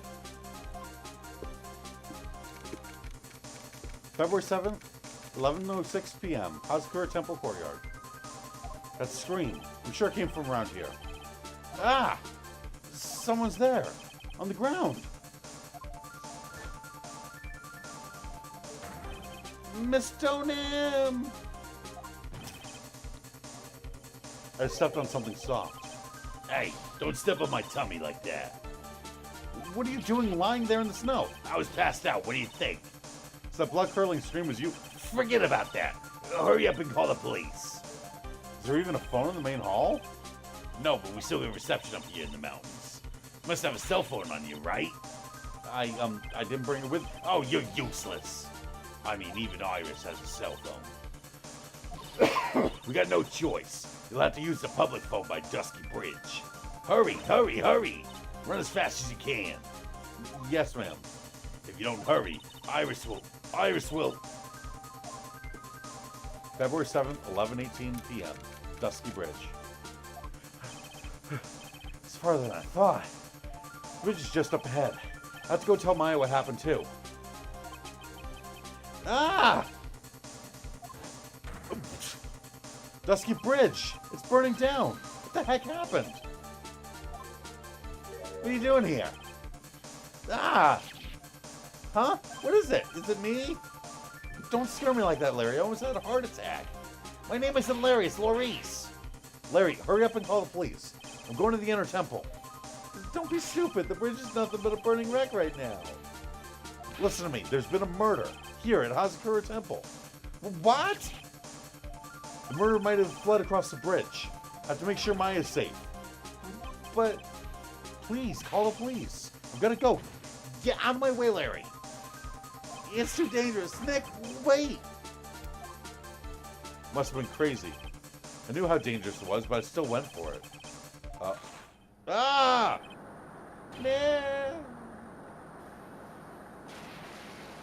Whoops, we fell. Weakened even more by the fire, the rickety old bridge's plank snapped and gave way. And as I was swallowed by the eternal darkness that surrounded me, a final terrified scream rose up to pierce the frozen air of that harrowing night. To be continued. What just happened? Someone murdered Elise Stoneham. We ran over to grab the public phone there next to the bridge. And ran into Larry there. Sorry, Laurice. And found that the bridge was burning. And went, okay, Larry, call the police. I have to get across this bridge and make sure Maya's okay in case the murderer went over there. And we started running across the bridge. And the burning bridge that was already rickety broke and we fell. To be continued. Don't you dare. Nope, we gotta. Don't you dare. Give me that microphone right now. Nope. You wouldn't dare. Oh, I definitely dare. Everyone's gonna hate you for this. Yeah.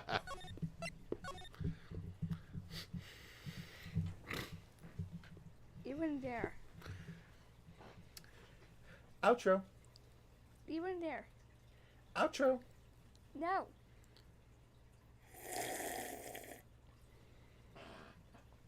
Outro. No. Alright, I can just send the stream without an outro. That would be even worse. You know that. Oh, yeah. Let's just give an outro. It's 11:20 at night. I don't... We don't have enough time for another investigation. I was going to stop it right after we found out who died, but I decided to continue it on just to see what happened. Death Mother says, bye. Isn't it 11:18 for you guys? Yes, it is. Then Death Mother says, bye again. Fine. Fine. You think I'm any happier about having to stop here? So why are you stopping? Because it's the perfect ending. Get any closer and I will bite you. I will. I mean, you're not disagreeing with me here. It says to be continued. And what better time to end the stream than on to be continued? Get over here. No. Get over here. No. Get over here. I'm not letting you bite me. Get over here. Nope. Get over here. Uh-uh. Get over here. Nope. Get over here. Nope. Get over here. Uh-uh. Get over here. No way. Get over here. No way. Get over here. Uh-uh. Get over here. Nope. Get over here. Nope.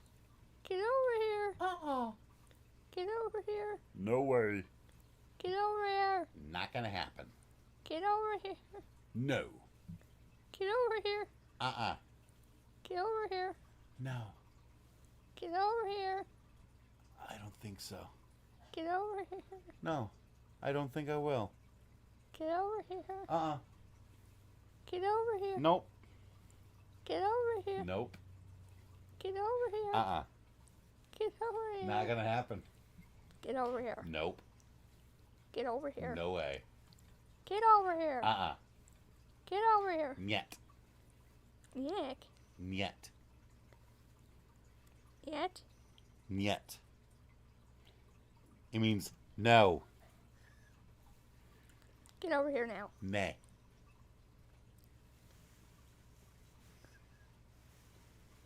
She's trying. She's trying.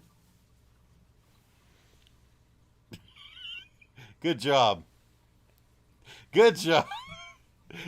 Aw, now she's nuzzling my arm. Aw. Aw. Look at her nuzzle my arm. Aw. She's so lovey. Ah. Ah. Aw, so lovey.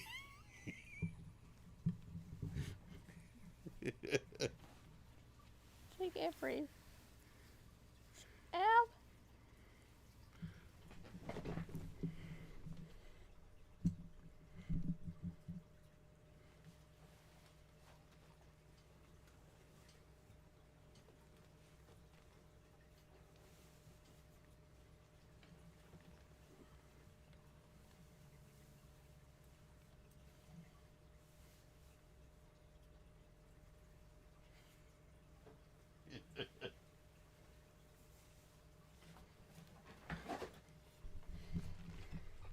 Outro. Give it back. Nope. Give it back. Uh-uh. Give it back. No way. Give it back. Nope. Give it back. No. Give it back. No. Give it back. No. Give it back. No. Give it back. Uh-uh. Give it back. No. Give it back. Yeah. Give it back. No. Be a good boy. No. Give it back. You can't make me. Yes, I can. No, you can't. Give it back. Nope. Give it back. No. Give it back. No. Give it back. No. Give back the microphone. No. Drop it. No. Give it back. No. Give it back. No. Give it back. No. Give it back. No. Give it back. No. Give it back. No. Give it. No. Give it. No. Give it. Give it. No. Give it. You know, this is the most repetitive outro we've ever done. What? This is the most repetitive outro we What have ever done. repetitive you mean? Repetitive? Repeat? Give it back. No. Give it back. No. Give it back. No. Give it back. No. We can do this all day, you know. Yeah, well, it's night, so. So we can do this all night. Yeah, I know.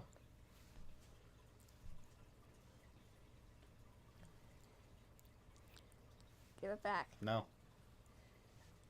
Now. Uh-uh.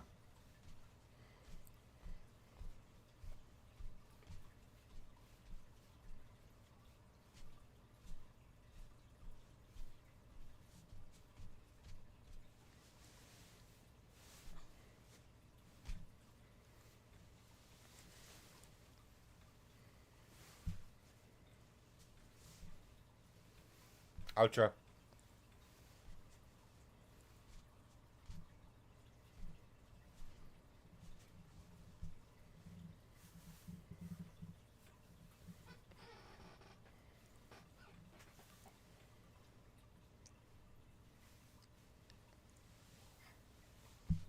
World's most silent outro.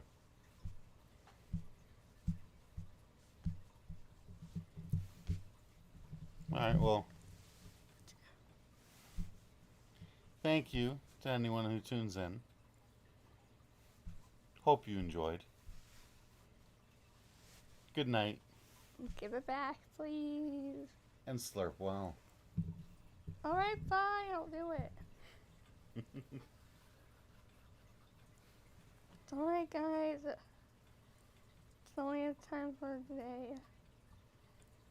But we will be back for more on Monday. Yeah, we will. We Can't better wait. be. We better be. Oh, yeah. I can't wait. But hey, at least we know how Phoenix ended up in the hospital bed. Oh, yeah, that's right. She fell off a bridge! How are we going to do the investigation? Or the trial?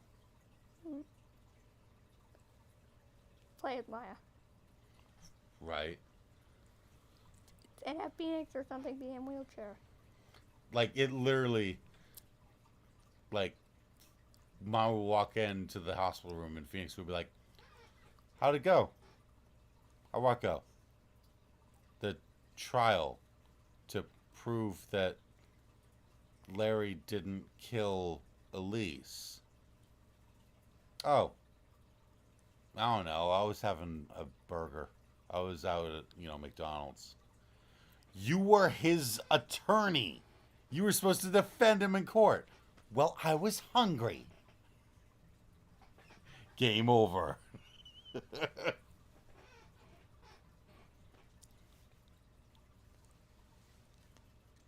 Yeah, we're gonna be like playing as Maya, and Phoenix is probably gonna be like in a wheelchair next to her.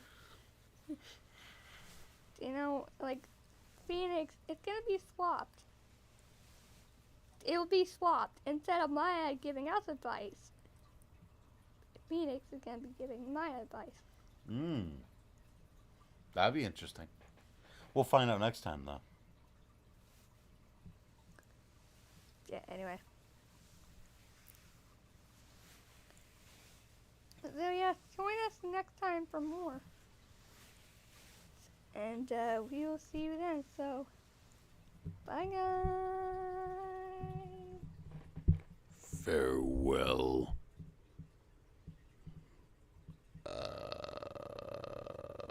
I don't have a weird thing to say this time.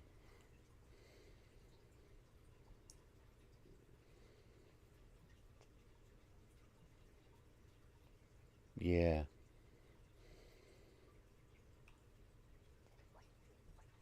What? Which one? Teeny. Oh, right. Well, I don't have anything to say with that, but make sure you tune in next time so you can see my wonderful, beautiful looks.